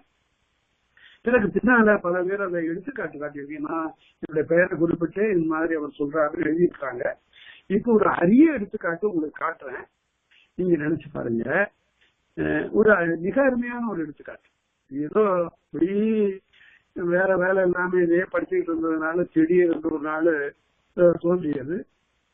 அப்பர் தேவாரத்தை ஒரு சொற்பொழிவுக்காக நான் படிச்சுக்கிட்டே இருக்கும்போது திருப்பத்தூர்னு ஒரு ஊர் இருக்கு தமிழ்நாட்டுல. அந்த திருப்பத்தூர்ல இருக்கின்ற இறைவனை திருநாவுக்கரசர் போய் பாடுறாரு. அருமையான பாடல், மிகச்சிறந்த ஒரு பாடல். மின்காட்டும் கொடிமருங்குள் உமையாட்கன்றும் விருப்பவன்கான் பொறுப்பு வரிச்சிலை கையோன்கான் நண்பாட்டு புலவன சங்கம் ஏறி நற்கனகக்கிளி கருணிக்கு அருளினோன்கான் பொன்காட்ட கடிக்கொன்றை மருங்கேழுந்த புனக்காந்த கைகாட்ட கண்டு வண்டு தென்காட்டும் திருப்பத்தூரில் திருத்தலியான்கான் அவன் என் சிந்தையானே என்று ஒரு அழகான விருத்தம். இந்த பாட்டினுடைய சிறப்பை நினைச்சு பாருங்க. மின்காட்டும் கொடிமருங்குள் உமையாள். இந்த உமையாளுக்கு இடை எப்படி இருக்குன்னா மின்னல் மாதிரி. மின்காட்டும் கொடிமருங்குள் உமையாளுக்கு என்றும் விருப்பவன்கான். உமையாளுடைய விருப்பத்துக்குரியவனாகிய சிவபெருமான் பொறுப்பு வழி சிறை கையோன்கான். மலையே வில்லாக பிடித்தவன், மலையே வில்லாக கொண்டு பகைவர்களை எரிந்தவன். பொறுப்பு வழி சிறை கையோன்கான் நண்பாட்டு புலவனா சங்கம் ஏறி அவன் சங்கத்துல ஏறி நின்றான். எப்ப அந்த திருவிளையாடலை பத்தி சொல்லுவாங்க, அந்த செய்தியை தான் பாடுறாரு. நண்பாட்டு புலவனா சங்கம் ஏறி நற்கனகக்கிளி தருமிக்கு அருளினோன்கான். தருமி என்ற ஒரு அந்தணனுக்கு, வறுமை வயப்பட்ட அந்தணனுக்கு அந்த பொன்னை அவன் கொடுத்தான். இது நமக்கு தேவையில்லை, அதுக்கு கீழே இருக்கிறது தான் ரொம்ப மிக முக்கியம்.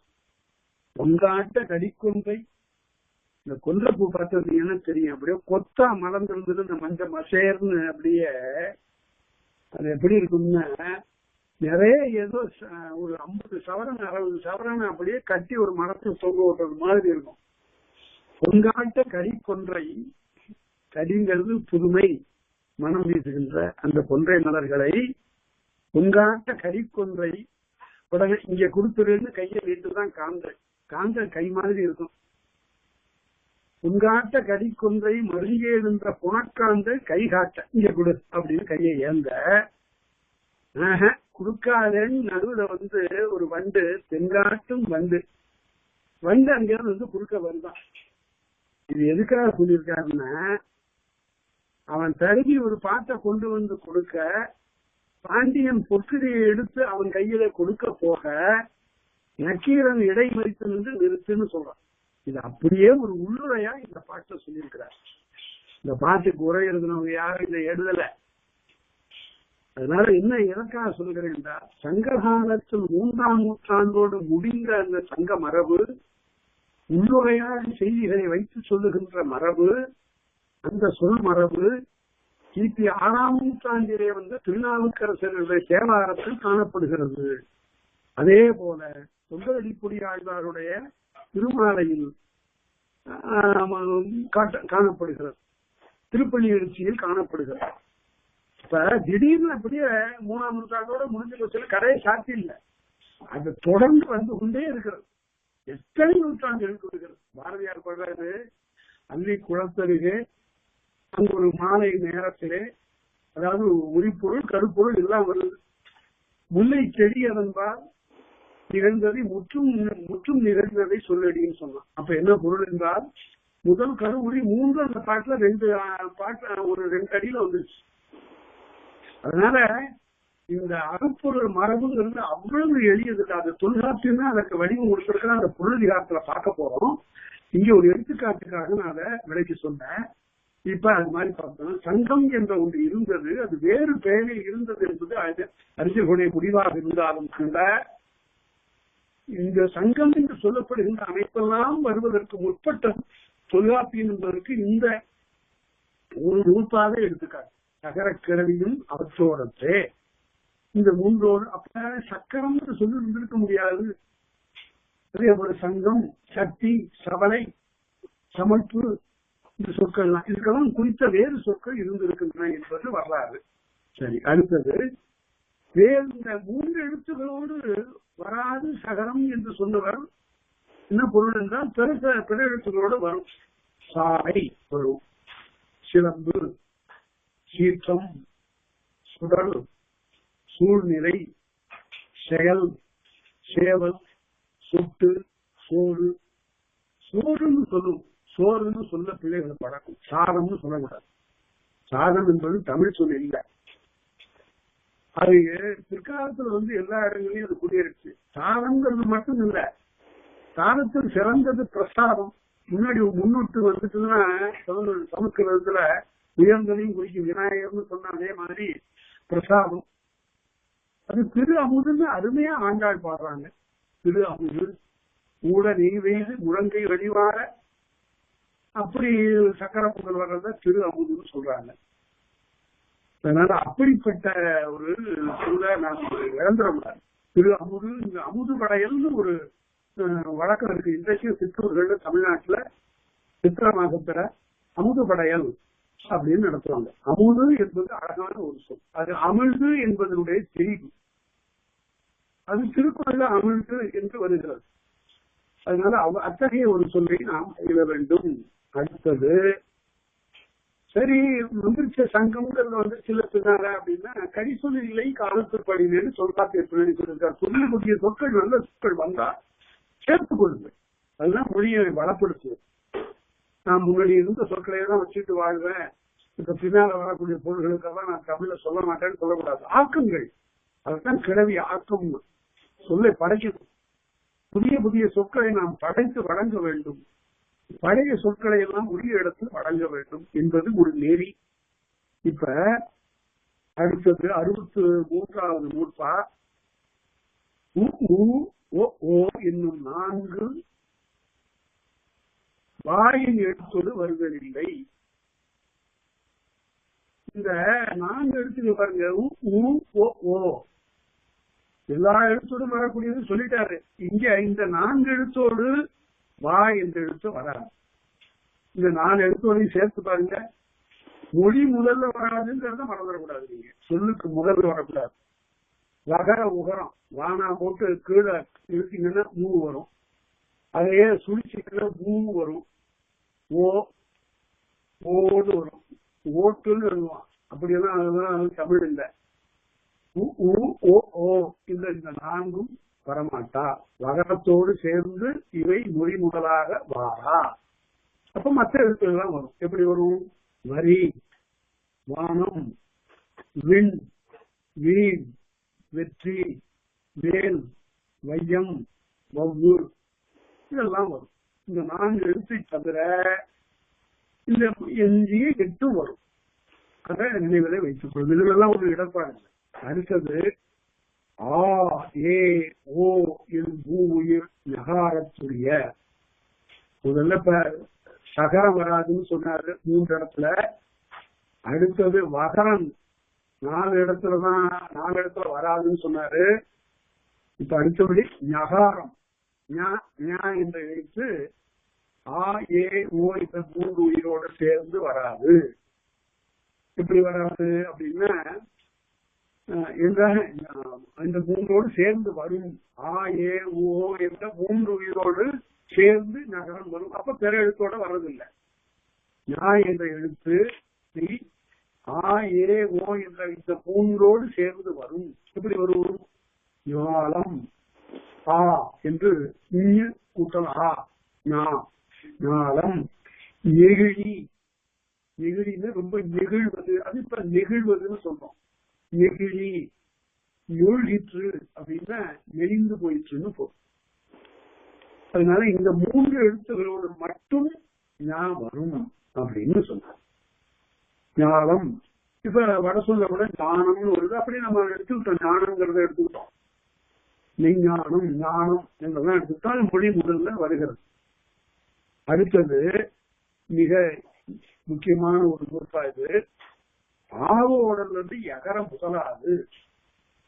இந்த பாடமா நீங்க இப்ப உங்களுடைய காலத்துல பாடம் சொல்லுகிற போது ரொம்ப கவனமா இந்த நூற்பா சொல்லுங்க.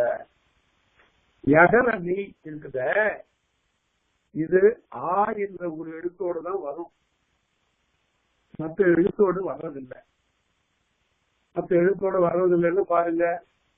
யகர குரல் வராதுன்ற யாங்கிறதுதான் வரும். யானை, யாரு, யாவர் அப்படின்னு வரும்.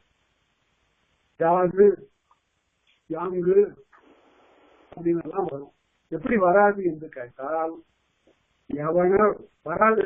வராதுன்னா யவனர் அப்ப தொல்காப்பிய காலத்துல வரல நாட்டுக்குள்ளார. யவனர் தொல்காப்பிய நூல்லாம் வந்த பிறகுதான் யவனர் வந்தாங்கிறது இந்த நூற்பா நல்ல எடுத்துக்காரு. சங்க இலக்கியத்தில் யவனர்கள் வருகிறார்கள், ஆனால் அகழ்வாழ் யவனர் அப்படின்னு சொல்றாங்க. நீண்ட வாழை உடைய, தாக்குகின்ற வாழை உடைய யவனர். இந்த யவனங்கிற சொல் வரலங்கிறது என்ன தெரியுது? தொல்காப்பிய காலத்தால முழு சங்க காலத்தில் முற்பட்டது என்பது தெளிவாக தெரியும். யவனர் யுகம், யுகந்தோறும் இது நடக்கிறது அப்படின்னு சொல்றோம். அதெல்லாம் பிற்கால வழக்கு. யூகம், அது என்னுடைய யூகம் அப்பா அப்படின்னா அதுவும் பிற்கால வழக்கு. யவ்வனம், அதுவும் பிற்கால வழக்கு. இதெல்லாம் வராது என்று தொல்காப்பியர் இலக்கணப்படுத்தி இருக்கிறாரு. அதனால இந்த நூற்பா சரி. இதுல என்னுடைய மாணவன் பாடம் கொடுக்கிற போது கேட்பான், ஐயா முதலாதுன்னு வந்துருந்த அப்படின்னா முதலாதுன்னு கேட்டார். முதல் ஆகாது என்பதனுடைய தொகுத்து விகாரம். விட்டு போயிருக்கு, விட்டு போயிருக்கு எழுதுறத விட்டுல அவரு அது செய்யும் முறைப்படி எழுதுகிற போது முதலாதுன்னு எழுதியிருக்கிறார்.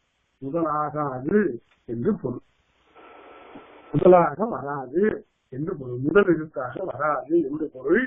இப்போ ஒரு இலக்கண குறிப்பு உங்களுக்கு சொல்றேன். விகாரம் என்றால் வேறுபாடுன்னு பொருள். செய்யுள்ள விகாரம் வருகிற போது அங்கங்கு அசை சீருக்கு தகுந்தாற் போல சில எழுத்துகள் விடப்படும், அல்லது சில எழுத்துகள் கூட்டிக் கொள்ளப்பெறும். போதலன்னு ஒரு எழுத்தை சேர்த்துக்கலாம், அதிகமா இருக்குன்னு ஒரு எழுத்தை விட்டுருவான். அதெல்லாம் செய்யுள் எழுதக்கூடிய உரிமை. Voice of the unacknowledged legislators of the வேர்ல்டுன்னு சொல்லி சொல்லுவான்.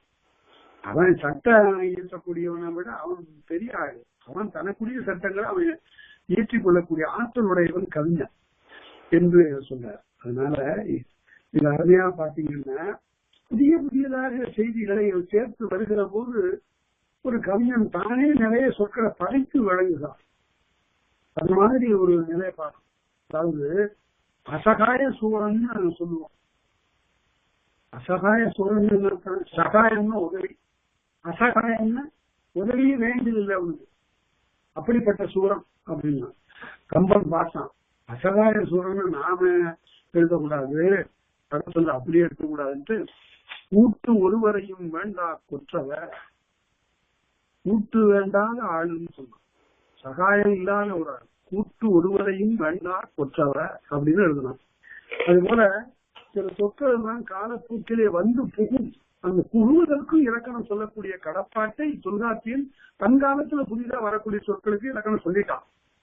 பின்னணி வரக்கூடிய சொற்களை, தகுந்த சொற்களை எடுத்துக் கொள்ளுங்கள் என்பதற்காக சொல்லதிகாரத்து கடைசியில கரிசொல் இல்லை காலத்து படினே, நல்ல சொற்கள் வறுமையான அதை கரிய வேண்டாம், நீக்க வேண்டாம், அதை சேர்த்துக் கொள்ளுங்கள், அவற்றை எல்லாம் சேர்த்துக் கொள்ளுங்கள் என்று சொன்னார்.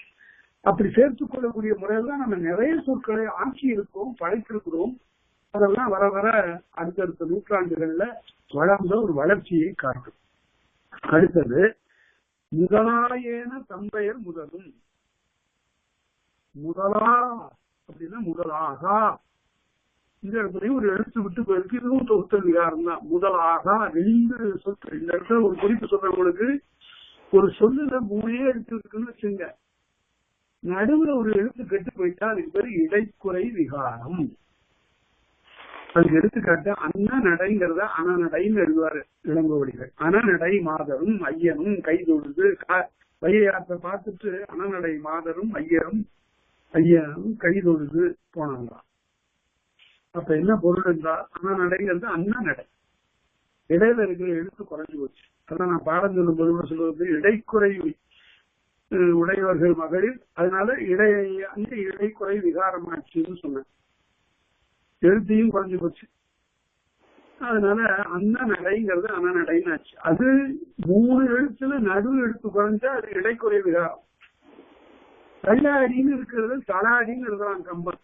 தளாடி அப்படின்னா ஒரு எழுத்து போயிடுச்சுன்னு அது இடைக்குறை இல்லை, அது இடையில உள்ள எழுத்து இல்லை. 4 எழுத்துல எப்படி அது 2வது எழுத்து இடை எழுத்தா இருக்க முடியும்? அது மேலும் 2 சொற்களுடைய சேர்க்கை தள் ஆடி. அதனால அது தொகுத்தல் விகாரம். அதுக்கு பேரு தொகுத்தல் விகாரம். இந்த நினைவில் வச்சிருங்க. 2க்குள்ள வேறுபாட்டை இலக்கண சொல்ல இடைக்குறை விகாரத்திற்கும் தொகுத்தல் விகாரத்திற்கும் உள்ள வேறுபாடு அதுதான். அடுத்தது முதலாகாது என்று சொல்ல எழுத்துக்களெல்லாம் தம்பெயர் முதல். தம்முடைய பெயரை சொல்லுகிற போது முதலாகும். எப்படி? இந்த டாங்கிற எழுத்து சொல்லுக்கு முதல்ல வராது. இந்த டயர் வெடிச்சு போச்சு, சைக்கிள்ல டயர் வெடிச்சு போச்சுங்க வந்திருக்கான்னு கேட்டா அந்த டயர்ங்கிறது தமிழ் சொல்லியில்ல. அதனால தனால் தங்கவேலுன்னு எழுதணும். அந்த இடத்துல மொழிக்கு முதல்ல வந்தாலும் கூட தமிழ் எழுத்து இல்லை. அதனால நம்முடைய பெயரை சொல்லக்கூடிய இடத்துல அது மொழிக்கு முதலாகும். தகரம் 3 சுழின்னு சொல்லுவாங்க, அப்படி சொல்லக்கூடாது. அதே போல தன்னகரம், இந்த தன்னகரம் அப்படிங்கிற போது நகரம் என்று வரும்போது அது முதல்ல வரும். இப்படி தம்மை குறித்து சொல்லுகின்ற போது அவையெல்லாம் சொல்லுக்கு முதல்ல வரும். வேற அதை உணர்த்துவதற்கு வேற வழி இல்லை. அதனால அது வந்துதான் தீரும். அடுத்தது ஒரு வழக்கில் இல்லாத ஒரு செய்தி இப்ப வரப்போகுது. குற்றிய நுகரம்னா என்னன்னு பார்த்தோம். அது ஒரு சொல்லுக்கு இறுதியில் என்ற 6 வல்லெழுத்துகள் வருமானால் ஒரு சொல் அப்படியே முடியாம சிக்கும் திணறும். எப்படின்னு கேட்டா பாக் அப்படின்னு சொன்னா இக்கோட ஒரு சொல் முடியல. அதனால பாக்கு அப்படின்னு சொன்னோம். அந்த உரம் குற்றியல் உரம். இந்த குற்றியல் உரம் மாத்திரம் எதன் மீதுமே சவாரி செய்யும்னா வல்லெழுத்துகளின் மேலதான் அது சவாரி செய்யும். அதாவது இக்கு இச்சு இட்டு இத்து இப்பு வல்லெழுத்துகளின் மீது வருகின்ற உகரம் தான் குற்றியல் உகரம். சொல் இறுதியில வர்றதுதான் குற்றியல் உகரம். நல்லா நினைவு வச்சுங்க. 6 வல்லெழுத்துக்களின் மீது வருகின்ற உகரம் தான் குற்றியல் உகரம். அது சொல்லுக்கு இறுதியில வரும். சொல்லுக்கு இறுதியில் தான் வருமா? எல்லாம் அப்படிதான். ஒரே ஒரு இடத்தை தவிர ஒரே ஒரு இடத்துல சொல்லுக்கு முதல்ல குற்றியல் உகரம் வரும். இது தொல்காப்பியர் கால கருத்து. சங்க இலக்கியங்களில் கூட இல்லை. எப்படி வரும் அப்படின்னா முந்தைன்னு ஒரு சொல்லு. நுண் தந்தை அப்படிங்கறத நுந்தை. இந்த நுந்தைன்னு சொல்லும் போது இந்த இந்துக்கு மேல இருக்கிற ஊருக்க நூல இருக்கிற ஊருக்க அது முழுக்க ஒழிக்கப்படாது. முழுக்க ஒழிக்கப்பட்டது எப்படி அந்த காலத்துல சொல்லியிருப்பாங்கன்னா நொந்த அப்படின்னு சொல்லியிருக்கிறான். அந்த உரம் ஒழிக்கப்படாமல் எகர மாதிரி ஒழித்ததுனால அது மொழி முதல் குற்றியலுகரம். சொல்லுக்கு முதல்ல வருகின்ற குற்றியலுகரம்னு இதுக்கு பேர்.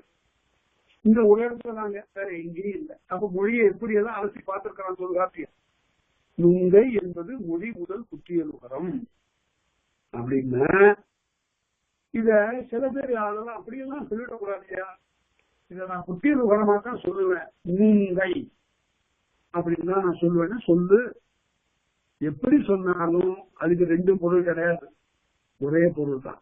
நீ குற்றியல் உரமா சொல்லு அல்லது குற்றியல் உரம். இயல்பா சொன்னா அது குற்றியல் உரமா தான் வரும். அது மொழி முதல் குற்றியல் உரம். இல்ல நான் குற்றியல் உரமா சொல்றேன்னா சொல்லு, ஆனா அதனால பொருள் மாறிடாது. அப்பவும் நுண் தந்தை உங்களுடைய அப்பான்னு தான் பொருள் என்று சொன்னார். அதுதான் இந்த நூற்பாக குற்றியல் உரமோடு பொருள் வேறுபடாது அப்பெயர் மொழியின் நிலையிலான. அதனால நுந்தைங்கிற அந்த சொல்லுக்கு இலக்கணம் சொல்றாங்க. உறவு பெயராகிய குற்றியலுகரம் முறைப்பெயர் மறுக்கிறது. முறைப்பெயர் உறவு முறைப்பெயர். நுந்தை என்பது தங்கை தந்தைங்கிறத உறவு முறைப்பெயர்கள். குற்றியலுகரம் முறைப்பெயர் முறையில் ஒற்றிய நகரமிசை நகரமோடு முதலும். அதனால அங்க வருகிற போது நகரத்தோடு சேர்ந்து இந்த உகரம் அங்க போய் உட்கார்ந்து நுந்தை என்று வரும். அப்படி வருவது குற்றியல் உகரத்திலிருந்து பொருள் வேறுபடாது ஏன் அதை சொல்லணும் அப்படின்னு கேட்டா, காதுன்னு சொல்லுகிறோம், உறுப்பு. நம்ம அடிக்கடி சொல்லக்கூடிய எடுத்துக்காட்டு காதுன்னா உறுப்பு.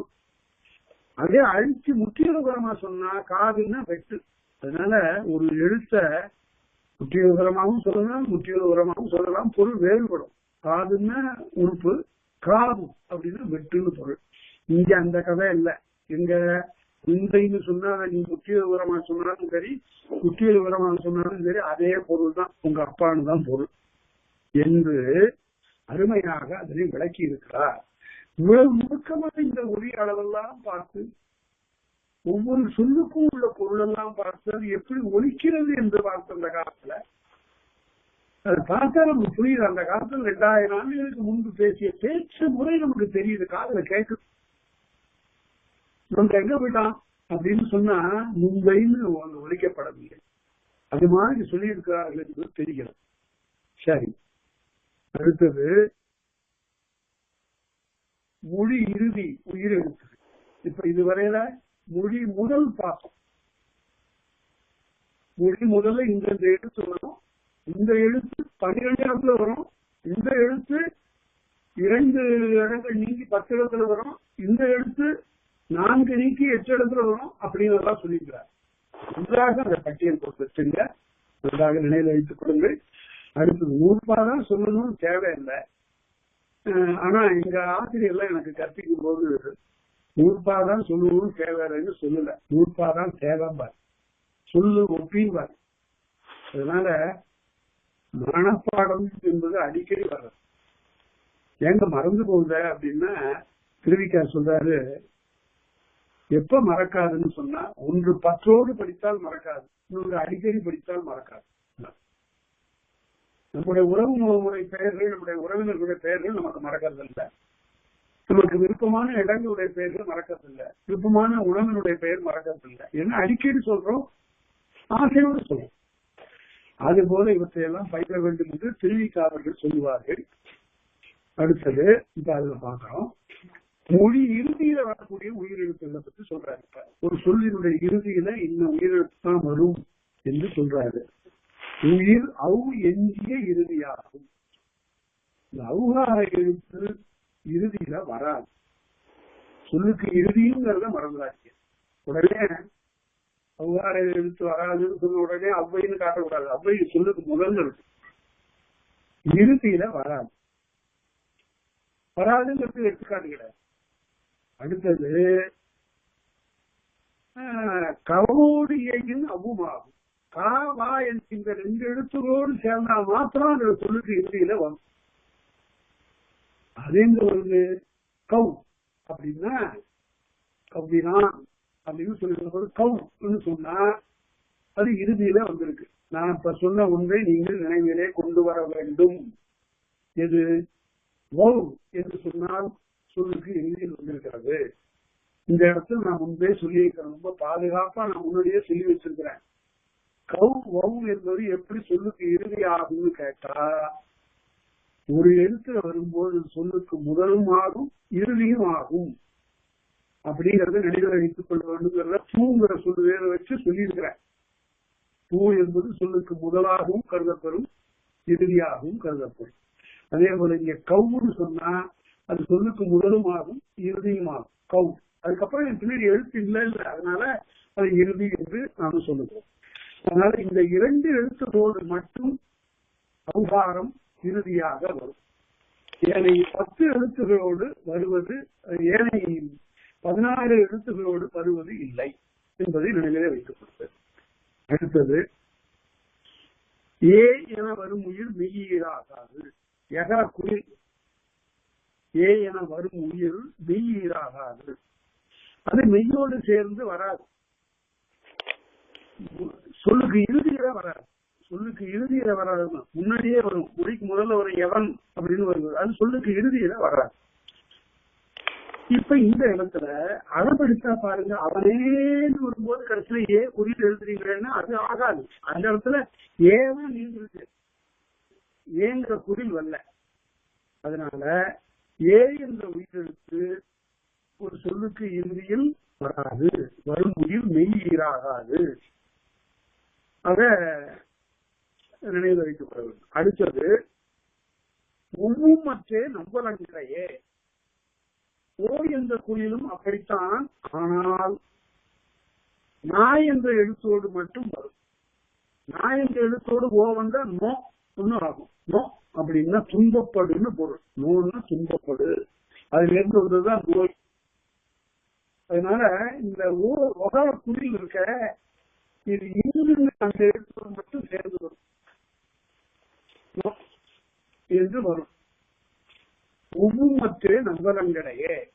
சரி, அதுல ஒண்ணும் எந்த விதமான எடுப்பாடும் இல்லை. நகரமையோடு மட்டும் அது வரும்.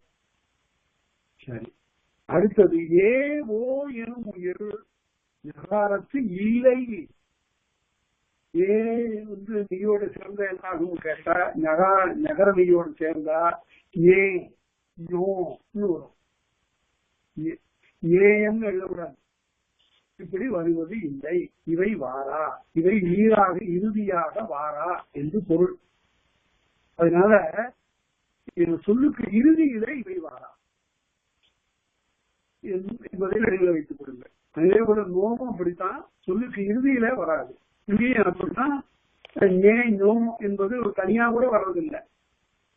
அது அடுத்தது ஊகாரம் நவவோடு நவிலா. ஊ என்ற குறிலும் ஊ என்ற நெடிலும் நா வா என்ற இரண்டு மெய்களோடு வரமாட்டா. எப்படி சொல்லுங்க? இறுதியிலங்கிறது மிகவும் முக்கியம். ஊ ஊ அப்படின்னு இருக்கு. ஊன்னா சன்னு ஒரு முருகனுடைய பெயர் சொல்லுறதுல. சன்னு செவிவழி தந்த கங்கையும் அப்படின்னு சொல்லுவார். சன்னுங்கிற முருகன் தவம் செய்து கங்கையை தன்னுடைய காலின் வழியாக வாங்கி விட்டான் பூலோகத்துக்கு ஒரு புராண செய்தி. சன்னு செவி வழி. சன்னுங்கிறது வடமொழி பேர். அதுல நூ கடைசியில வரும். இங்கே தமிழ்ல வர்றதில்லை. அதனால ஒரு சொல்லுக்கு இறுதியில் நூ வராது. அதே போல ஊ தாவு தாவு தாவு அந்த ஊ வராது. இறுதியாக இவை வரமாட்டா. அடுத்தது உச்சகாரம் இருமொழி குறித்தே.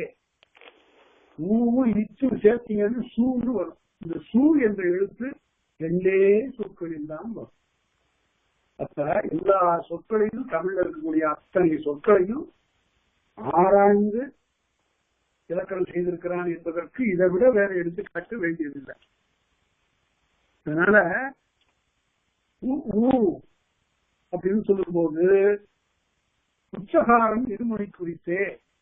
சூ என்பது ரெண்டே சொற்கள்ல தான் வரும். இந்த ரெண்டு சொற்கள்ல வரும் அவர் சொல்லல தொல்காப்பியர். ஆனால் உரையாசிரியர்கள் தெளிவா அவங்க அறிந்து எழுதுறாங்க. சில இடத்துல அவங்களாலையும் எழுத முடியாம போறதும் உண்டு.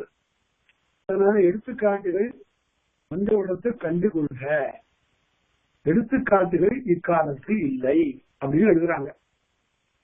தொல்காப்பியர் எழுத கொடுத்த அதையும் அவங்க சரியா பாதுகாக்காம அதற்கு சரியாக விளக்கம் இல்லாம சில இடங்கள் நமக்கு இப்போதும் புரியாத இடங்கள் இருக்கின்றன. இப்ப ரெண்டு சொற்கள் என்னன்னு பார்ப்போம். ஒன்று உசு. உசுன்னா புழுன்னு பொருள். உசு. இன்னொன்று முசு. முசுன்னா குரங்குன்னு பொருள். முசுக்கலை கருங்கு. சரி, வேற எங்கேயும் வராதுன்னா வேற சொல்லே இல்லைன்னா திசில் இருக்குத. அது தமிழ் சொல் இல்ல, அது டிஷ்யூங்கிறதுடைய பிரிவு. ஆங்கில சொல்ல அப்படியே தமிழ் சொல்ல ஆக்கிட்டோம். டிஷ்யூ, திசுக்கள் அப்படின்னு. சரி, கொசு இருக்குத அப்படின்னு கேட்கலாம். அந்த காலத்துல கொசு, அந்த காலத்திலயும் கொசு இருந்தது. ஆனா அதுக்கு பேர் கொசு இல்ல, கொசுகு. கொசுகுன்னு இருந்தது. அது குட்டியில் வர பெயரா இருந்தது. கொசுகு இருந்தது, அது மாறி போச்சு. அதனால இரண்டே எழுத்துக்களில் தான் இந்த சூ என்ற எழுத்து ஈராக வரும் என்பது இலக்கணம். அதே போல உப்பகாரம் ஒன்றன் முடிவ இருவையின் நிலையும் பொருட்டாகும். இப்ப சூக்கு சொன்னாரு, அடுத்தது பூக்கு சொல்றாரு. அது ரெண்டே ஒரு சொல்லுதான் வரும். ஆனா அழிச்சு சொன்னா இன்னொரு பொருளே வந்து ரெண்டு பொருள்ல வரும், ஒரு இடத்துல தான் வரும். அது என்ன? தபு அப்படிங்கிறது பொருள். தபுங்கிறது ஒரு இடைக்குறை விகாரம். தப்பு அப்படிங்கிறது தபு. தவறி போனது. தபுதாரம் அப்படின்னா மனைவியை இழந்தவன்னு பொருள். தபுதார நிலைன்னு மனைவியை இழந்த நிலை. அதனால தபு என்று சொன்னால் தவறு விடுதல் என்று பொருள். தபு தவறிவிடு. அதையே அழிச்சு சொன்னா தபு அப்படின்னா அடித்து கொள்ளுன்னு பொருள். அதனால அழிச்சு சொன்னா இதற்கு வேற பொருள், இயல்பா சொன்னா ஒரு பொருள். ஆனா ஒரு இடத்துல தான் வரும், ஒரு சொல்லுல தான் வரும், வேற எங்கேயும் வர்றதில்லை. அப்படின்னா பல இடங்கள்ல நீங்க பார்க்கலாம். பிற்காலத்துல சொற்கள் வந்திருக்கிறது மாதிரி அந்த உபகாரம் பூ முடியக்கூடிய சொற்கள் நிறைய பிற்காலத்துல வந்துருக்கிறது. அதெல்லாம் பிற்சேர்க்கை என்று கருதுக. அடுத்தது எஞ்சியவையெல்லாம் எஞ்சுதல் இடவே. மேலே சொன்ன உயிர்மெய்களை தவிர மற்றவை இறுதியில், ஏனையவை இறுதியில் தந்தையர் கூறும்போது வரும். அதெல்லாம் முன்னாடியே சொல்லியிருக்காரு. இப்ப திரும்பவும் அழுத்தமா சொல்லும் போது அப்படின்னா ஞவுன்னு ஒரு சொல்லு இருக்கு, அது வராது. சொல்லுக்கு முதல்லையோ இறுதியிலோ வர்றதில்லை, முதல்ல வராது. அதை ஞவ் கலைந்தார் என்றால் ஞவ் என்ற எழுத்தை நீக்கினார் என்று சொல்லுகிற போது, அதனை குறிப்பிட்டு சொல்லுகிற போது அது வரும். கோ கலைந்தார்னு கோ என்ற சொல்லை நீக்கினார் என்று பொருள். அதனால இப்ப உயிர் எழுத்து எடுத்து சொல்லி முடிச்சிட்டார். அதாவது ஒரு சொல்லில் முதலிலே வருவது இறுதியிலே வருவது என்று சொல்லிட்டு இருக்கிறார். இப்ப மெய்யெழுத்துகள் இறுதியில் வருவதை பற்றி சொல்ல போறார். உயிரெழுத்து இறுதியில வருவதையும் சொல்லியாச்சு. இப்ப மெய்யெழுத்து இறுதியில வருவதை சொல்றார். எப்படி? இந்த ரெண்டு எழுத்துக்களை வேறுபடுத்தி ஒழித்து காட்டணும். என்பது வேற, ந என்பது வேற. நா என்று சொல்லுகிற போது நாக்கு போய் எதிரையும் உரசறது இல்லை. நா என்று சொன்னா அப்படின்னு சொன்னா நாக்கு நடு அன்னத்தோட போய் விட்டணும். என்ன விட்டு போயிருக்குன்னு பாருங்க. மெல்லினம் என்பது 6, இந்த 6 எழுத்துக்கள் ஒண்ணு விட்டு போயிருக்கு. அப்படின்னா நா என்பது ஒரு எழுத்து, அது காவுக்கு அடித்து வருவதுங்கிறது. அது சொல்லுக்கு முதல்ல வராது, எங்கேயும் வராது. ஆனா நன்னூறு ஆசிரியர் வரணும்னு சொல்றாரு, அதுக்கு வேற எழுத்துக்காரர் சொல்றாரு. பின்னால பார்ப்போம். நான் என்ற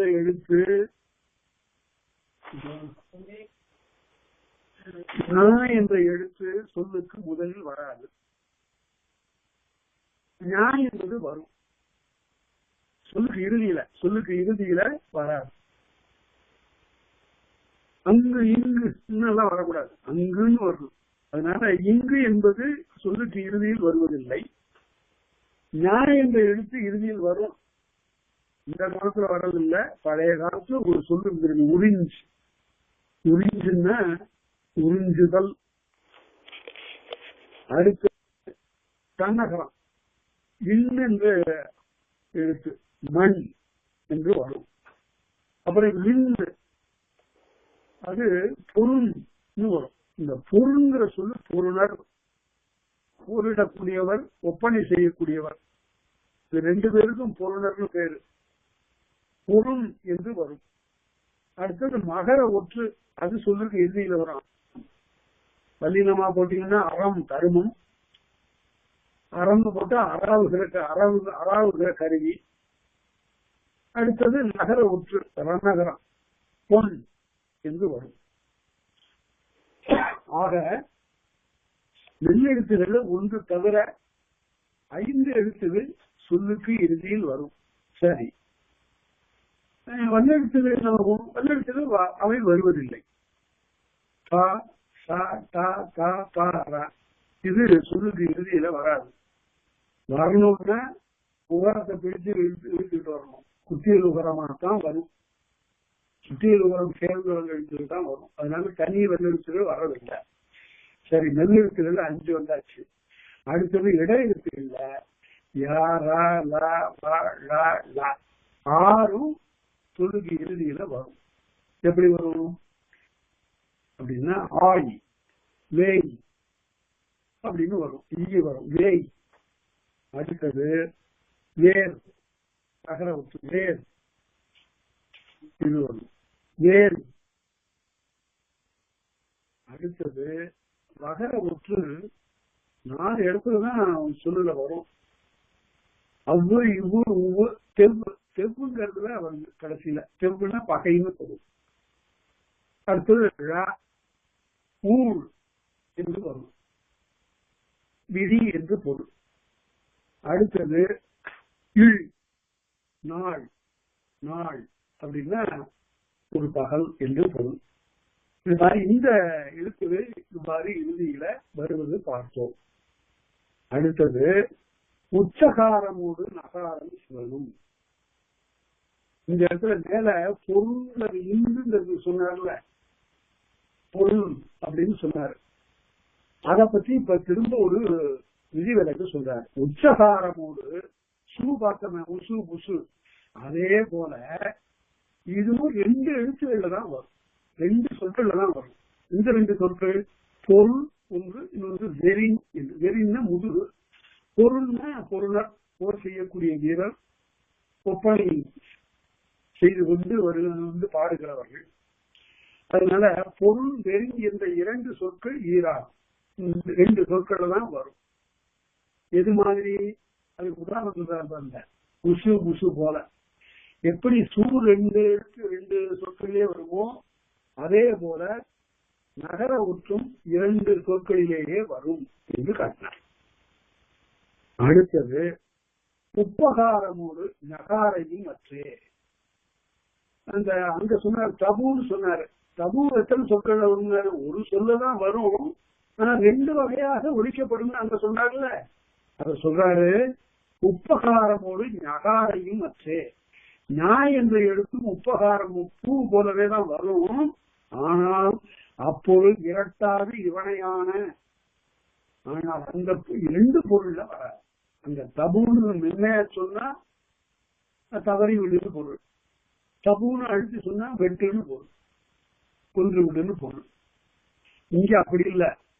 இங்க உறிஞ்சு அப்படின்னா அதுக்கு ஒரே பொருள் தான், அது ஒரு சொல்லதான் வருது, உறிஞ்சு. அது 2 பொருள் தராது என்று சொன்னார். அதனால என்னென்ன ஒப்புமையெல்லாம் காட்டணுமோ அதெல்லாம் உண்மையோடு சொல்றாரு. அடுத்தது வகரக்கிழவி நான்மொழி ஈற்ற. நான்மொழி ஈற்றது. அவ்வு இவ்வு உவ்வு தெவ்வுன்னு தான் வரும். இவ்வு வேற இடங்கள்ல வர்றதில்லை, 4 சொற்கள் தான் வரும். அதுல முதல்ல வரக்கூடியது 3 சுட்டா வரும். ஆ இ உ 3 சுற்றெழுத்துன்னு சொன்னார். அந்த சுற்றெழுத்துகளோடு தான் வரும் அவ்வு இவ்வு உவ்வு. தெவ்வுங்கிறது பகைங்கிறது, தெவ்வர். அப்ப பாடும்போது தெவ்வர் முதுகில் தெவ்வர் முதுகேறியார அப்படின்னு சொல்லுவாங்க. அதனால பகைவர்னு பொருள். அடுத்தது ஔவையார் பாட்டுல புறநானூற்றுல கடம்புகள் ஓம்புமின் தெவ்வில். அதனால அந்த புறநானூற்று பாட்டெல்லாம் எப்படி படிக்கணும், எப்படி அதுக்கு உரை காணணும், தெவ்வர்னு ஒரு இடத்துல ஔவையார் பாட்டு அருமையான பாட்டு. அது கடம்புகள் ஓம்புமின் தெவ்வில். தெவ்வில் தெவ்வீர் இல்ல, தெவ்வில் அப்படின்னா பக்கத்திலே இருக்கிறாங்க இந்த பகைவர்கள், அவர்களை பார்த்து விழித்து சொல்ற தெவ்வர்களே பகைவர்களே அப்படிங்கிறது அதுக்கு பொருள். அதனால களத்துக்கு வருவதை நீங்கள் கைவிடுங்கள், ஏன்னா எங்கள்கிட்ட இருக்கிற ஒரு ஆள் வந்தாங்க நீங்க எல்லாம் காணா போவீங்க. அதனால தெவ்வில் அப்படின்னா அதுக்கு என்ன இலக்கணம் சொல்றது? அண்மை விழின்னு சொல்லணும். பக்கத்தில் இருக்கிறதுனால அண்மை விழி, பக்கத்தில் இருக்கிறவர்களை விழித்து சொல்லுவது என்று பொருள். அதனால அவ்வாறு அதெல்லாம் பார்க்க வேண்டும். 82வது நூற்பா. இந்த மகரம் நகரமாகும் சில இடங்கள்ல. நிலம் நிலம் நிலம், திலம் திலம், இந்த மாதிரி வரக்கூடிய இடங்கள்ல பேருக்கு பேரு கடை போலி. இதுக்கு பதில் அது வந்தது பொருள். நிலம்ங்கிறது தான் வரணும். நிலம் அப்படின்னு வந்தா நிலநூறுக்கு மயங்குதல் இல்லற வடிவம் சொல்லுதாக்கியம். அதனால நிலம் நிலம் 2 சொல்லலாம், பிழை இல்லை. ஆனா முதல் பெயர் எதுன்னு கேட்டா நிலம். அப்ப நிலம்னா என்ன? அது போலியா? போலின்னா அதே மாதிரி இருக்குன்னு அர்த்தம். அது அசல், இது போலி. ஆனால் இந்த மாதிரி போலியா இல்லாம அசலாகவே நகர முற்று பெற்ற சொற்கள் இருக்க, அது 9 சொற்கள். அப்படின்னு 9ன்னு ரொம்ப கணக்கு போட்டு சொல்லிட்டார். மகரத் தொடர்புடைய மயங்குதல் வரைந்த அப்படின்னா இன்னும் ரெண்டையும் வச்சுக்கலாம்னு சொல்லக்கூடாது. மயங்குதல் வரைந்த நகரத்தோடு சேர்ந்து மயங்குதல் இல்லாத நகரத் தொடர்மொழி 9 என்ப. இன்னிலே முடியக்கூடிய சொற்கள் 9. இந்த இடத்துல இன்னும் பதில் இன்னும் போடக்கூடாது, இவை போலி அல்ல என்று சொல்றாங்க. புகழறக்கலந்த அகிரிணை பெயர், எல்லாமே அகிரிணை பெயர்கள். இவையெல்லாம் குற்றமில்லாத வகையில் கூறப்படுகின்ற அகிரிணை பெயர்கள் என்று சொன்னார். இந்த 9 என்ன? எகின், எகின்னா அன்னம், எகின பறவை, எகின்னு அன்னம். இந்த இடத்துல எகின்னு சொல்லக்கூடாது, அப்படியெல்லாம் சொல்லலாம் இல்லை. அடுத்தது செகின், செகின்னா தோல்னு பொருள். இதெல்லாம் உரையாசிரியெல்லாம் பொருள் எழுதுற, நானே இலக்கியங்களிலிருந்து எடுத்து பொருள் எழுதியிருக்கிறேன். இந்த உங்க புத்தகத்திலே அது பொருளும் கொடுக்கப்பட்டிருக்கிறது. செகின்னா தோல். அதுதான் இந்த உரையினுடைய எளிமையே. உரையாசிரியர் விட்ட இடங்களையும் எடுத்து எழுதியிருக்கிறேன். எவ்வளவு எளிமையா சொல்ல முடியுமோ பொருள் மயங்குதல் இல்லாமல் சொல்லக்கூடிய வகையில் எளிமையாகவும் சொல்லியிருக்கிறேன் இந்த வரையில. அதனால அதை பார்த்துக்கணும். பிழன்னா புல்லுன்னு பொருள், இது வழக்கதை இல்லை. பையன்னா பிசுன்னு பொருள், பையவானி தம்பிமார்காயா பொருள் வரும். அழன்னா பிணம், புடன்னா தண்டு, அது புடை, அதுல இருந்து வந்தது. உள் துளை உடையதுன்னு பொருள், புடம் தண்டு. குயின்னா மேகம், பயான்னா காரி, காரின்னா ஒரு பறவை. அது காரி பறவை சுழந்து சுழந்து அடிக்கும், மற்றவற்றையெல்லாம் ஆழே அடிக்கும். அதனாலதான் தொல்காப்பியத்திலே பின்னாடி சொல்ல போறாரு, அவன் காரி பறவை போல அந்த வீரன் இந்த பிள்ளை இருந்து போரிட்டான், அதனால காரி பிள்ளைன்னு அவனுக்கு பேர் சொல்றார் தொல்காப்பியர். காரி பிள்ளை மாண்டதற்காக வேந்தன் கலங்குகிறான், அதனால காரிங்கிறது ஒரு பறவை. அடுத்தது உகில், அதுனா புளிய மரம், உகில்னா புளிய மரம். இந்த 9க்கும் இவ்வாறு எடுத்துக்காட்டுகள் தந்தார். நல்ல வேளையா இவற்றை இளம்பூர்ணர் பாதுகாத்து சொன்னாரோ இல்லையோ, இல்லாட்டி இந்த 9ன்னு ஒரு நூற்பாதைன்னு சொல்லிட்டாரு. அவர் பட்டியல் போடல, கண்டுபிடிச்சு எப்படியோ குறிச்சுட்டாரு இளம்பூர்ணர். நாம அதுக்கு பொருள் பார்த்து பல இலக்கியங்களையும் பார்த்து கல்வெட்டுகளை பார்த்து பொருளும் எழுதிட்டோம் இந்த புத்தகத்துல. அதனால இனிமே அந்த சிக்கல் அதனால இல்லை. ரொம்ப அருமையாக அவற்றை ஆராய்ந்து பார்த்தால் எந்த சொல் எங்கு வரும், எத்தனை மெய்களோடு எத்தனை உயிர்களோடு மெய்கள் சேர்ந்து வரும், அப்படி வரக்கூடிய சொற்கள் எத்தனை, இவற்றையெல்லாம் காட்டினார். அடுத்தது 82 நூற்பாவோட மொழி மரபு முடிஞ்சிருக்கு. இப்ப உங்களுக்கு போன வகுப்புல ஒரு செய்தி சொன்னேன். அதாவது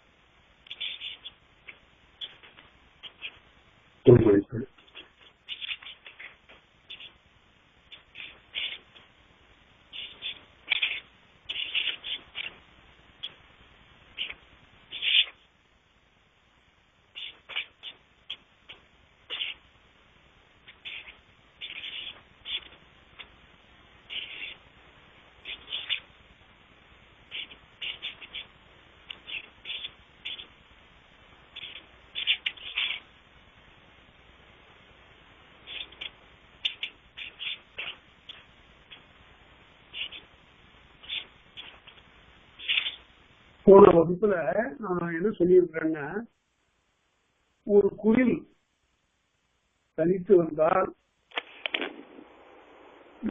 ஒரு குயில் இன்னொரு குயிலோடு சேர்ந்து வந்தால், ஒரு நெடில் தனித்து வந்தால், ஒரு குயிலும் நெடிலும் சேர்ந்து வந்தால், அப்படின்னு ஒரு 4 வகையா பார்த்தோம். அந்த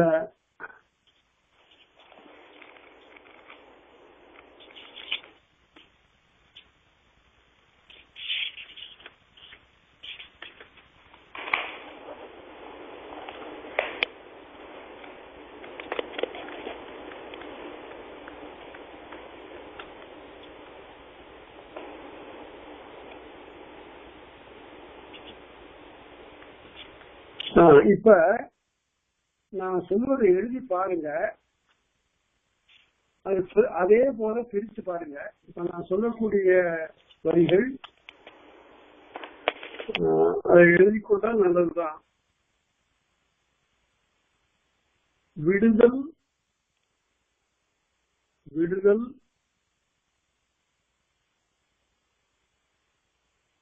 அறியா விடுதல் அறியா விருப்பினன் ஆயினன். அவ்வளவுதான். விடுதல் அறியா விருப்பினன் ஆயினன். இப்ப நான் போன வகுப்புல என்ன சொன்னேன்னா, ஆ என்ற ஒரு நெடில் தனித்து வந்தால் நேரசை, ஆள் என்று ஒரு நெடில் ஒரு மெய்யோடு சேர்ந்து வந்தாலும் நேரசை, ரெண்டு குயில் சேர்ந்து வந்தால் அணி என்று வந்தால் நிறையசை, ரெண்டு குயில் சேர்ந்து வந்தால் அணில் என்று வந்தாலும் நிறையசை அப்படின்னு சொன்னேன். இப்ப இந்த அடியை கொடுத்திருக்க இந்த வகுப்புல விடுதல் அறியா விருப்பினன் ஆயினன் சிலப்பதிகாரத்துல வரக்கூடிய வரி. மாதவியோ பழகிய பிறகு விட்டு போக முடியல. விடுதல் அறியா விருப்பினும் ஆயினும் வடுநீங்கு சிறப்பின் தன் மனையகம் மறந்துன்னு வரும். இந்த ஒரு அடி வச்சுங்க. அதே போல பேராமன்னா செப்புவது உடையேன், அந்த அடி சரி. இந்த அடியை நீங்க அப்படியே ஒவ்வொரு ஆசையா நீங்க பிரிக்கணும்.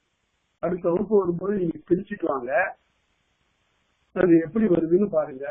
நேர் நேர்னு வருதா, நிறை நேர்னு வருதா, நேர் நிறைன்னு வருதா, நிறை நிறைன்னு வருதா, இந்த 4 வகையா தான் வரும். இந்த அடி, இந்த ஒரு அடி கொடுத்துருக்கேன்னு இது 4 வகையா தான் வரும். என்ன வகையா வரும்? நேர் நேர்னு வரும், இல்லாட்டி நிறை நேர்னு வரும், இல்லாட்டி நேர் நிறைன்னு வரும், இல்லாட்டி நிறை நிறைன்னு வரும். இந்த 4 வாய்பாட்டுல தான் வரும். இந்த 4 வாய்பாட்டுல இந்த அடியில எப்படி வருதுன்னு பாருங்க. இது எதுக்காக சொல்றேன்னா, இதுதான் யாப்பினுடைய அடித்தளம். தொல்காப்பிய நூற்பாக்கள்லாம் இந்த யாப்பு முறையில பாக்குறதுக்காக நான் சொல்றேன். இந்த கற்பிக்கிறவங்க எப்போதும் தொல்காப்பியம் கற்பிக்கிறவங்க பின்னால செய்யுளிகள் வர்றதெல்லாம் காட்டிக்க கூடாது. இங்கேயே சொல்லிக் கொண்டு அழைத்து கொண்டு போகணும். அப்படி அழைத்து கொண்டு போனால்தான் இந்த நூற்பாக்களே கூட நாம பிரிச்சு படிக்கிறாங்கிற ஒரு எண்ணம் வரும். அப்படி பிரிச்சு பார்க்கும்போது பல ஐயங்கள்லாம் தீரும். அதுக்காக சொல்லியிருக்கிறேன். இது மாதிரி ஒவ்வொரு கூறா ஒவ்வொரு வகுப்புலையும் சொல்லித்தான் நான் உங்களுக்கு பல நுட்பங்களை அதுல காட்ட போறேன். அதை பாருங்க. அதனால போன வகுப்புல நான் சொன்னது ஆ, ஆம், அணி, அணி 4 சொற்கள் தான் சொல்லியிருக்கிறேன். இந்த 4 சொற்கள் 4 வகையான அசைகளை பெறும். நேர் நேர், நிறை நிறை. சரி, இந்த நேர் நிறை என்ற 2 வகையான அசைகள் கம்பைன் பண்ண ரெட்டையா வரும்போது பார்த்தா 4 வகையாக வரும். நேர் நேர், நிறை நேர், நேர் நிறை, நிறை நிறை என்றோம். இந்த வாய்ப்பாடு சேராமன்னா செப்புவது உடையேன் எப்படி இருக்குங்கிறத அடுத்த வகுப்பு வரும்போது நீங்க பயின்று வாருங்கள். நாம அதை பார்ப்போம்.